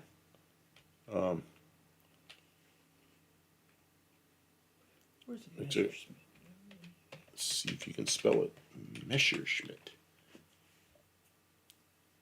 I don't know. Yeah, it's the spelling up there on Iceman has it pretty good. Yeah, there you go. The Messerschmitt. It was a tandem seat car. Man, there was a guy in San Luis Obispo, had two of them for sale, and he had me tow them from one location to the other. There was a white one and a red one, and he wanted $200 a piece for them, and I thought it was too much money. I look back on that, what an idiot I was. I should have bought both of them. But you'd have had to carry them around Yeah, since all the then. time. Evil How many Knievel had a years? Messerschmitt? I didn't know that. I saw Evil Knievel one time, and he was in a Cadillac, like a yellow, goldish, and black Cadillac station wagon.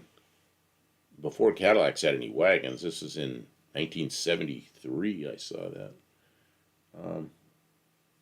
I am going to refresh my screen here and see what has happened. Yeah, people aren't hitting the likes. Come on. You know we're why? gonna have a like drive. They don't like us. They don't like us? Oh, they're hitting dislike? Yeah. Telling YouTube, get these people off of my screen. What are they doing? No. They don't even know how to respond to my comment. Raining. Apparently, when they checked in, they were told they did have camera. I missed something on that one. Chance we can't. What would you see on the camera anyway? The roving gangs. Something going on there. I missed the whole conversation. I know they told them that there were cameras. Colleen, that was just What? the Nelsons. Oh. They were told that there were cameras, Oh, and then there were not and there cameras. wasn't even cameras. Yeah, they they had absolutely no. Yeah. No. That's a ugly lie. What was that about using your truck to anchor a CB antenna? Oh. Oh, okay, that was earlier. All right, so we've been wanting to put up a mast with an antenna for CB. He wants a ground station here in the house, and we're both old and not very strong, and lifting a mast up is like not easy. So I was trying to figure out, how we were gonna do that, and I figured, well, we'll counterweight it, but then we'll have to have a stand and something. So I've got that big blue truck with a 9 1/4 Chrysler rear end under it, and I figure if we mount that to the deck that's out there, because the deck is concreted into the ground and it's pretty wide base. If we mount that rear end to the ground and then weld a bracket to hold that 4x4 onto the rim, and then weld a flying basket as counter, we can fill the basket with water or rocks or something heavy. Sit in it. It'll rotate on the hub, and then we can use like a ratchet strap. We can use a chain to make sure it won't go past, and then a ratchet strap to hold it to make sure it stays up, without overweighting the counterweight to make sure it doesn't sway back and forth.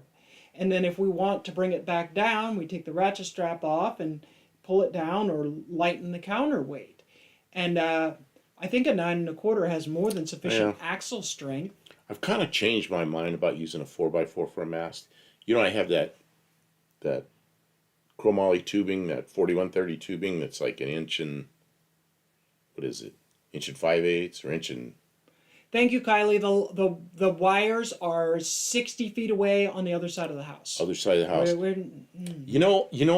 I'm about to take the test for my amateur license, for the technician's license, and one of the questions on there is about erecting an antenna and wires, and where to erect an antenna so it can't possibly come down and hit wires.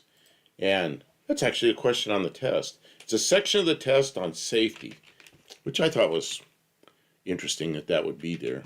Yeah, our wires are on, it's a big long house, and the wires are on one end and the mast is going to be on the other end of the house, so it would never reach. But yeah, good thinking. Once the aerial is up, cable it off like a radio transmission tower at 3 points. Well, there's a problem with that, and the problem with that is that there's obstructions in the way, like a house. And when you use guy wires like that, you need three that are like 120 degrees apart or about that. And there's 2 of those guy wires, because of where the house is, are going to be 180 degrees apart. So that's not going to work. I'm going to use the house as I'm going to attach it to the side of the house and to the ground. I want to use my axle. We're going to use the house? I don't care. Well, because, okay, remember I talked to this guy just recently, like today. Remember I said that I asked him some questions and he answered, and it had to do with counterpoise and steel on the tower and all this.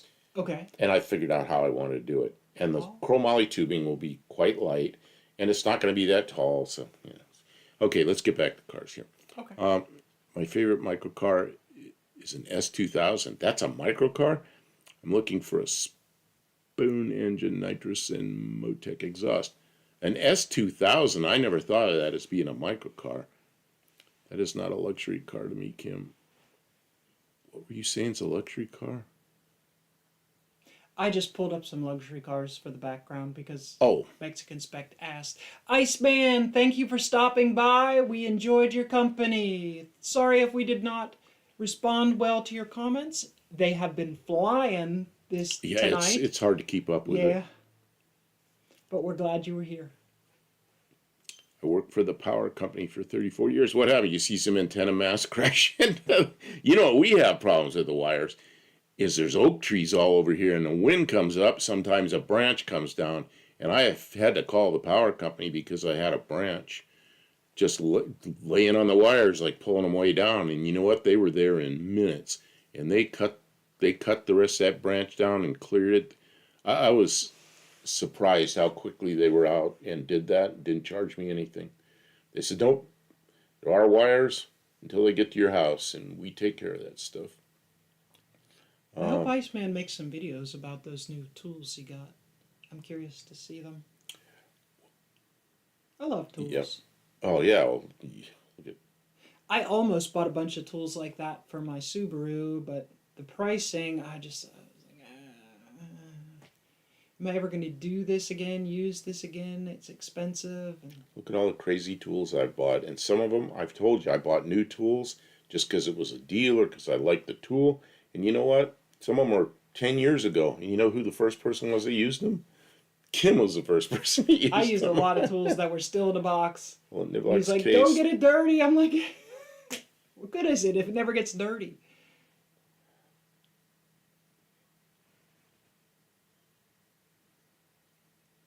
let's see here. Well, in Nivlack's case, they didn't haul the trailer away by shouldering the front of the trailer themselves, so you'd get color, make, year of the truck. They used his truck.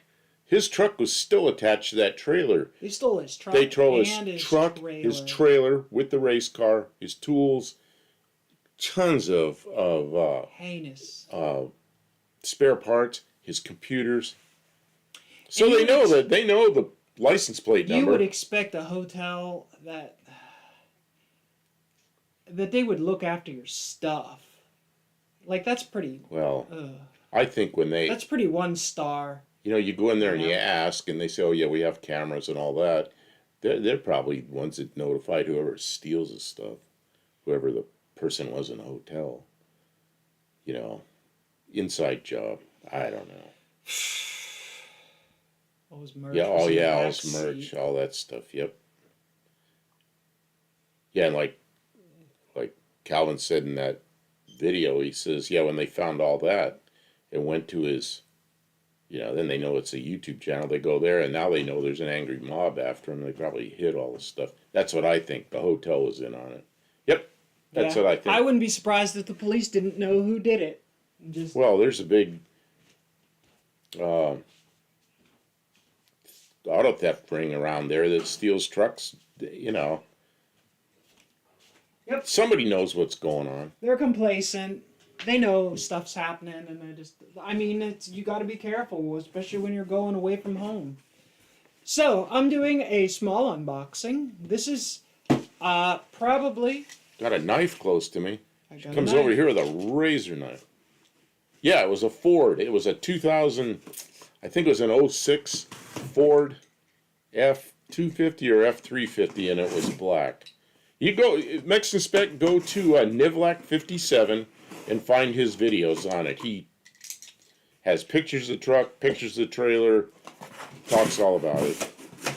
What do you got going? Oh, it's a little box and a big box. In a box, great big box filled with little box. So we get an extra box. Yes. This is part of why I don't order. I would Is there prefer to pick stuff Is there up. a smaller box in that box? Maybe it's like one of those little statues that nesting. I don't know if it uses a key or push to start, but I know there's a bunch of them that of those years. It's an 06, I think. Man, I don't know. I really don't know. That would have a key. What it? I don't know. The first car I ever drove that had a push button was an 07 Nissan. Middle-sized Nissan. Sung to the tune of, does anybody really know what time it is? What is that? Oh. Does anybody know what that is? I think they all know what that is. I'm trying to figure out if it's aluminum or iron. It's aluminum. It's aluminum. Yeah. Altima, yeah. It was a 07 Altima. First car I ever drove with a push button. And it was a rental, and it was a brand new car, and that doesn't seem like it was that long ago, but I guess it was. Should sue them for lying to them about having cameras when they knew they didn't. Unless they're going to say that thieves stole the camera. I said, well, yeah. What that for the No, that's not for the Valiant. That is for Kim's 94 Dodge. Ram. What is that thing? 1500. It's a 1500. Okay. Because the brakes work great, but I can hear a hissing when the engine is running from the passenger compartment, and so I stuck my head up under the dash because it sounds like it's coming. It actually sounds like it's coming from the air vent over by the window, right? And so, but the fan is off. It's not the air coming out of there. No, 1500. They did not come with a 6-cylinder. They stopped having the Dakotas had the 6-cylinder, but not the full-size trucks. 1500 means a half ton. Yeah, so they all had the V8s in them, 5.2, or they were also available with a 5.9. Of course we're going to 360. bench bleed it. I am not going to bench bleed it. I'm just going to stick it in there. No, you're not. The 2500 has bigger brakes and bigger axles. Oh, that's right. In Mexico, 1500 means a 6-cylinder. I forgot that. 2500. Yeah, and here 1500 means it's a half ton, and 2500 means it's a 3/4 ton. So, so she has an American 1500. 3/4 ton it would be in Mexico. It's a good truck. So, I love my truck. so go on with your story, how you diagnose this, and why you have a master cylinder for a hissing noise. Yes, the hissing noise. Mohawk, I am jealous. You have the Hemi. Does it have the Hemi tick? Make sure you don't idle it. I've heard that it's bad to idle the Hemis for too long. So, the hissing noise. And when you shut off the engine, it hisses for about 2 seconds. Like, shh. So, and when the engine's running, you can barely hear it because there's no exhaust on the truck yet, but it's there, you know, and you're like, something's up. So I stuck my head up under the dash, and using my hands, I was like, you know, feeling around trying to block the sound, and it was coming from, you know, the brake piston rod, and it leaking from the back of the booster. And then when you look at the booster on the front, the paint's all burned off of it in that way that brake fluid burns paint off of things. And it's all corroded, like where this jobby mounts to the booster, it's all corroded. So that probably means that this failed, leaked for too long, and got fluid into the booster, and then ruined the booster. So this needs replaced, and the booster needs replaced. The booster didn't show up yet. If we're going to be doing some heavy hauling of firewood or lumber or whatever, and potentially hauling a trailer, I don't even want to, you know, risk it. That's not used, is it? This is remanufactured. Remanufactured. Does that mean used? I Yes. guess. And it is remanufactured by wherever, which is you know, I don't know, quality?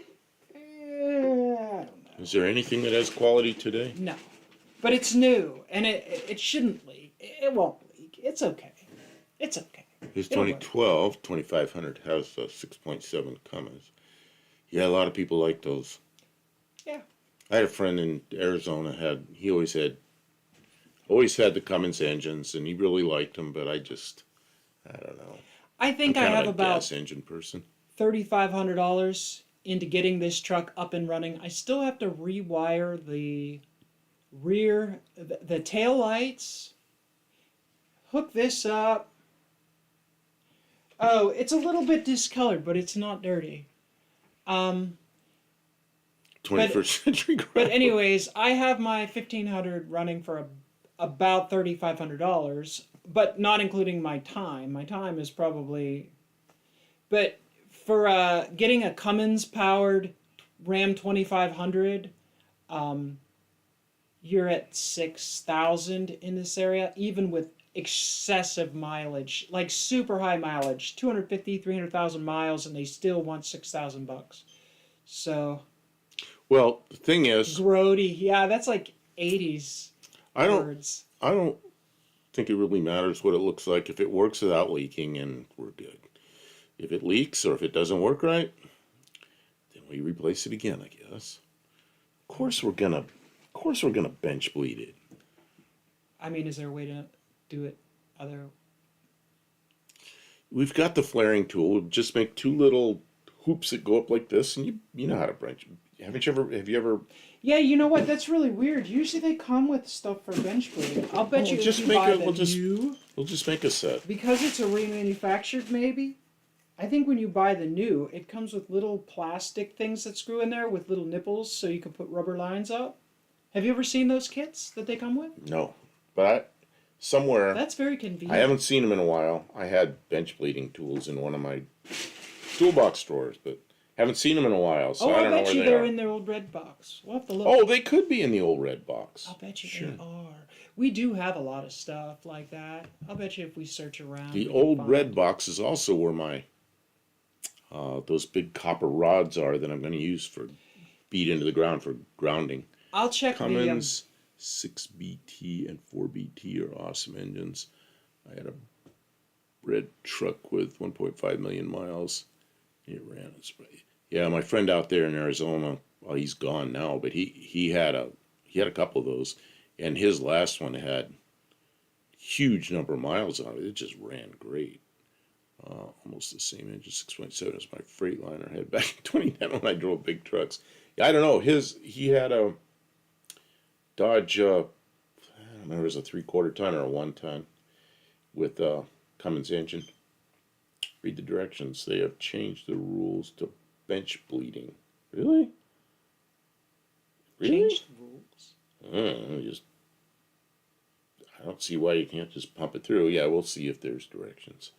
What I don't want to do is pump fluid down through the whole system and have to. You know what though? I kind of do. I don't want Okay. to pump air down through the whole system, but No. I would like to run some fresh fluid through the system. It's That's a fine. '94 model truck, and that might be the factory master that's on it. It probably needs some fresher fluid in it. You know, my friend's Mexican Spec said his had an automatic. My friend out there in Arizona, his had an automatic as well. And then there was a guy I worked for in Ohio, and he always bought. He had a couple of Dodges, but he had Fords with the diesel engines in them. He always had manual transmissions, and I really liked driving those. Oh, his Dodge also had a manual transmission. He was a manual transmission kind of guy. It used to be that you always got much better gas mileage with manual transmission. It's only, I mean, the new like 6-speed automatic transmissions, they get phenomenally good at gas mileage. There's even some that get better gas mileage than manual transmission cars. But it used to always be the other way around. Always get better mileage with the manual. And if you know how to drive a manual, it's different because you know where your RPM range is and you can anticipate. You can say, oh, I'm going to go up a hill, and you can match your RPMs to the necessary, like you're the brain of the vehicle at that point. If you know how to operate properly, you're going to get phenomenal fuel mileage with a manual transmission. So, I don't know. Well, to me, it just makes sense. I like a diesel. I can't afford one. Especially for as much use as I get out of it, as much as I'm going to use it. It's not worth me investing so much upfront expense in a vehicle that's just going to kind of sit around. If I was using it every day, I'd go chasing down. Here we go with cough drops. I got dry throat here. Sorry.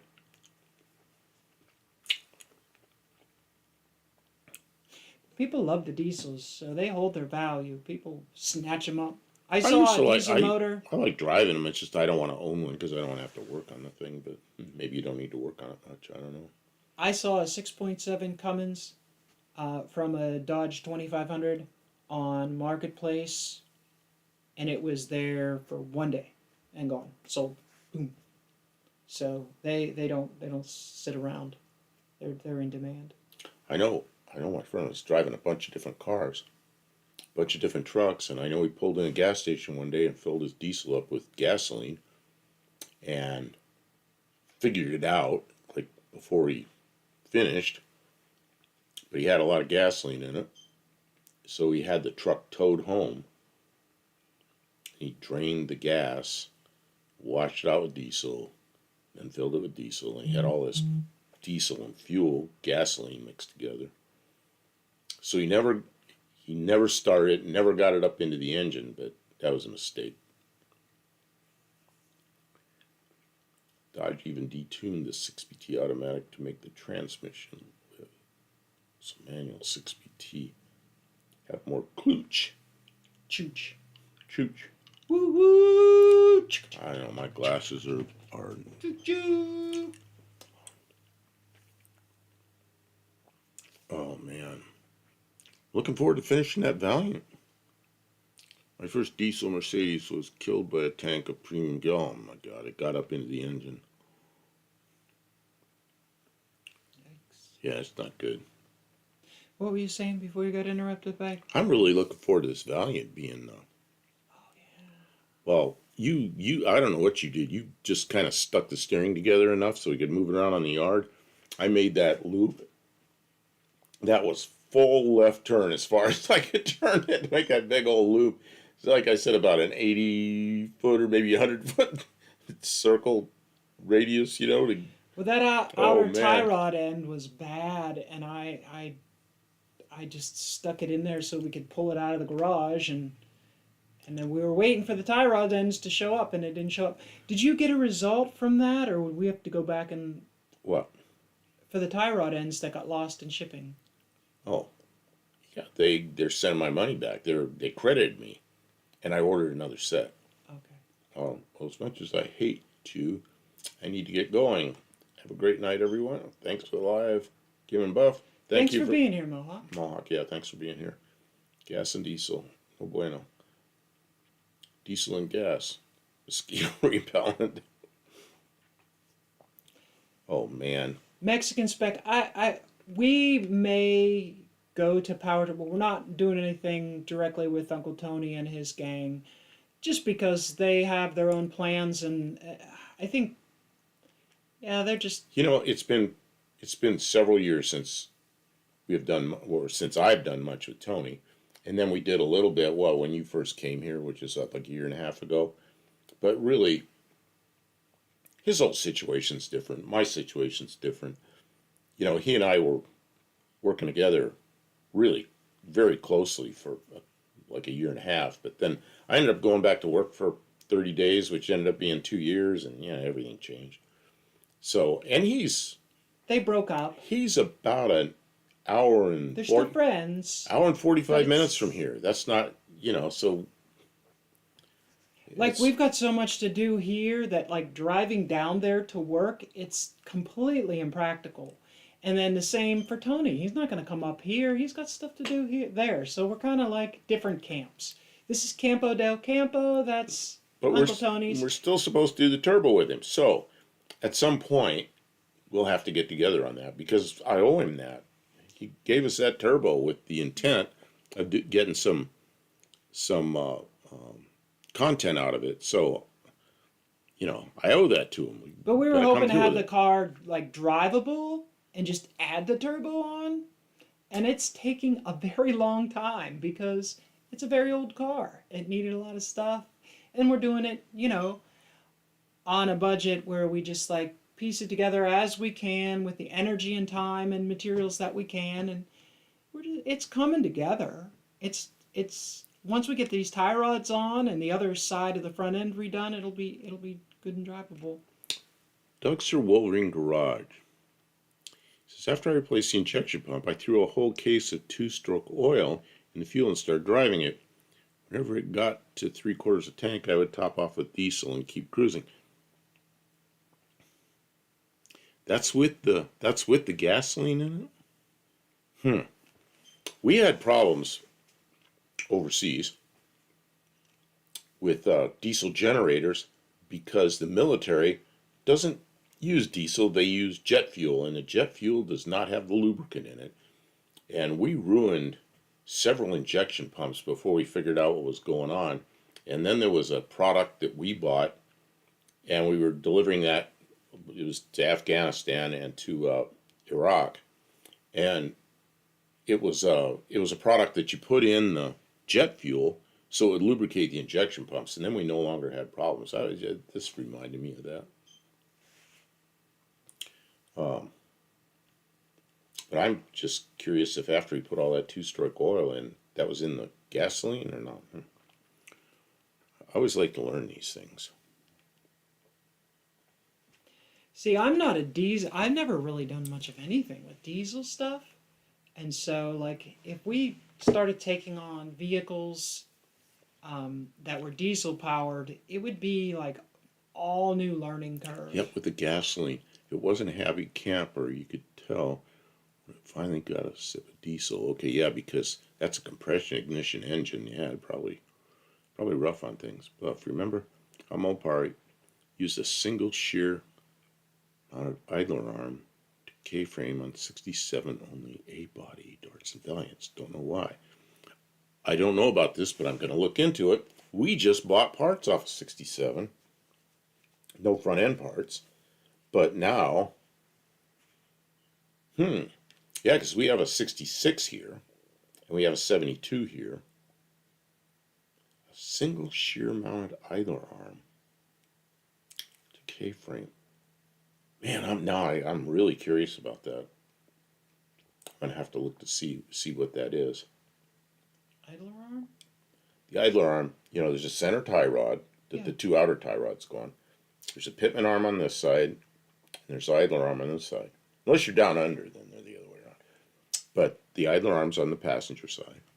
What does single shear mounted? Single shear, that's what I want to see, what that single shear. When we say a double shear bolt, like on aircraft, it means you have a clevis, okay? So there's a shear point here and a shear point here for the bolt. I'm not sure that's what he means. That's why I want to look at it to see what he means by single shear. Because I can't think of any that were actually mounted in a clevis. But, see, I'm really curious about that now to see what that means. See, like when you put a bolt through, you look at its shear strength, and if it's in a clevis, you've got 2 points where it shears. And if you got something like a hinge where you got a whole bunch, you might have 5, 6, 7 points where it shears. It makes the bolt worth a lot more. I missed that Mercedes 77 240 navy blue with tan interior, 240D. Oh man, yeah, Mercedes diesels. I knew people that had those. And it was a 73 22D navy blue, or 220D. Yeah, that makes more sense. I have never owned a German car. No Volkswagens? And if I ever buy a German car, I hope it's like a Carmen Ghia or something that somebody's rebodied, or I rebody a Beetle, or something like a Messerschmitt, There's a shop across the street from me that just rented a retired 30 diesel mechanic. Retired 30. He said he would be happy, helps out issues with the bus. Oh, I don't know about their bus. I don't know about the bus. We're going to have to look up your videos about a bus. 911. What's 911? 911. That's an emergency. Mm-hmm. 911? 911. 911 turbo? Oh. That'd be a 911. Porsche. I know what you're talking about. Yeah, the other German cars I'd like to have is, I like 914s. And the Porsche purists don't like them. Because in Europe they're a Volkswagen. I don't care what they're called. I like them, especially the 914-6. But a 914 is another one that you could put up. You can put an LS Chevy in it and really have some fun. Hoovy from Hoovy's Garage has a 911 with an LS Chevy in it. That's quite a car. Get out in Mexico. Yeah, Hecho in Mexico. Can't really call it. You can't really call it a German car. Yeah, I guess. Colleen, I don't know why we haven't seen your Why bus. don't we have seen the bus? How many? You made videos about You make the bus? videos about it. We haven't been paying attention. Let's see. There's only one tab on that aileron mounts on a 67. The rest of the years have two tabs that sandwich the idler arm in between the two welded tabs above and below on the K-frame. Okay, now I know what I'm looking for. Man, I don't trust those K-frames at all anymore after I've seen ours had some really shitty welds on one side that broke probably from some kind of minor accident, but they're tiny little spots that were welded. I mean, the welds pretty much missed. And then I've looked at a bunch of other A-body, and I've seen some really bad welds. So, man, I don't trust those things at all. I did own a diesel car once. Oh, It was a diesel Volkswagen. I think it was an 81 Volkswagen Rabbit you diesel. had a Rabbit, that's or right. 87. Oh, I had two Rabbits. I had want a it. brown one and had a white one. I want an air-cooled Right, Porsche in almost my 911. That diesel, four-cylinder diesel, when you turned up the injection pump, it would smoke the front tires of that car. It was a 4-speed, I think, and it would just burn both tires. I had a 5-cylinder turbo diesel for a while. That was surprisingly good. It was a nice car. I traded it for a Mac toolbox. Yeah. Regrets. I have regrets. Mac makes some good. Mac, Matco, and Snap-on all made really good toolboxes, but I can't afford that stuff anymore. I still have one Snap-on bottom box that's, geez, I got it in 1975 and it was used. So who knows when that thing was built. Yeah, I watched your video on that. Yeah, okay, we got to go watch Colleen's video. Okay, close ratio 4-speed in the VW diesel. Really? So low wasn't that low? I don't know. It's probably a torquey engine. I remember all those Volkswagen Rabbit pickups running around. I don't know if they were all diesels, but it sure seemed like they were. They weren't all diesels. They weren't. I really like those pickups, but to me, the diesel was a real deterrent because little tiny diesels stink. I don't like the smell of those things. I didn't mind. Talk about a car that stinks. Okay, Colleen, we got to go watch your video. Got to head out, guys. The animals want their dinner, and so do I. Okay, Mexican We have Spec. been going now for 2 whole hours. Thanks for being you around. for being here, Mexican Spec was in early to make sure chat was working properly. We appreciate. Yeah, thanks for being here. Yes. Well, okay, so we've been here 2 hours. I don't know. What are we gonna do? Oh, I don't know. I could be done. You could be done. Yeah, I don't know. Gonna There's been some nights we've back gone to- for 4 hours. Go back into the dyno room. Welcome to our dyno room. Why is my black shirt look blue on this side? It does have just a tiny bit of blue hue to it, but yeah, that's just because of the green screen filter. Takes out the tiniest bit of green from it, and it leaves your black as blue. See, there's little green spots in my hat. You can see right through it. See them dinosaurs? You can see the through? dinosaurs through my hat. Well, that's because your head's hollow. Danny Boyd. Thank you, Buff and Kim. You Thank taking off? Danny Boyd. You taking off? I think he thinks we're taking off. I think we're and taking we off. might. We might take off. I don't know. Yeah, we've been here 2 hours. Why don't we just do it again next week, fellas? We'll do it again next week. You're great. We have a good time here, and we want to keep doing it. And so, are we doing StreamYard next week? Was that the plan? Yes. Next week. Who was it? Wendy English? I don't know. Did you talk to Wendy English? We I were talking about having yes. Wendy English on, so we might do that. I've got her email. I've got to get a hold of her and say, yeah, we'll do that. We're gonna split. We are. Let's wrap it up. We're We gonna didn't wrap get it any up. dinner yet, and this will be good. We Yeah. actually get to finish. We're gonna finish early for once. Thank you for being here. We had a great time, and we'll see you all next week. We're Take gonna care, have everybody. fun then, and we'll put up a announcement so you know what's gonna happen.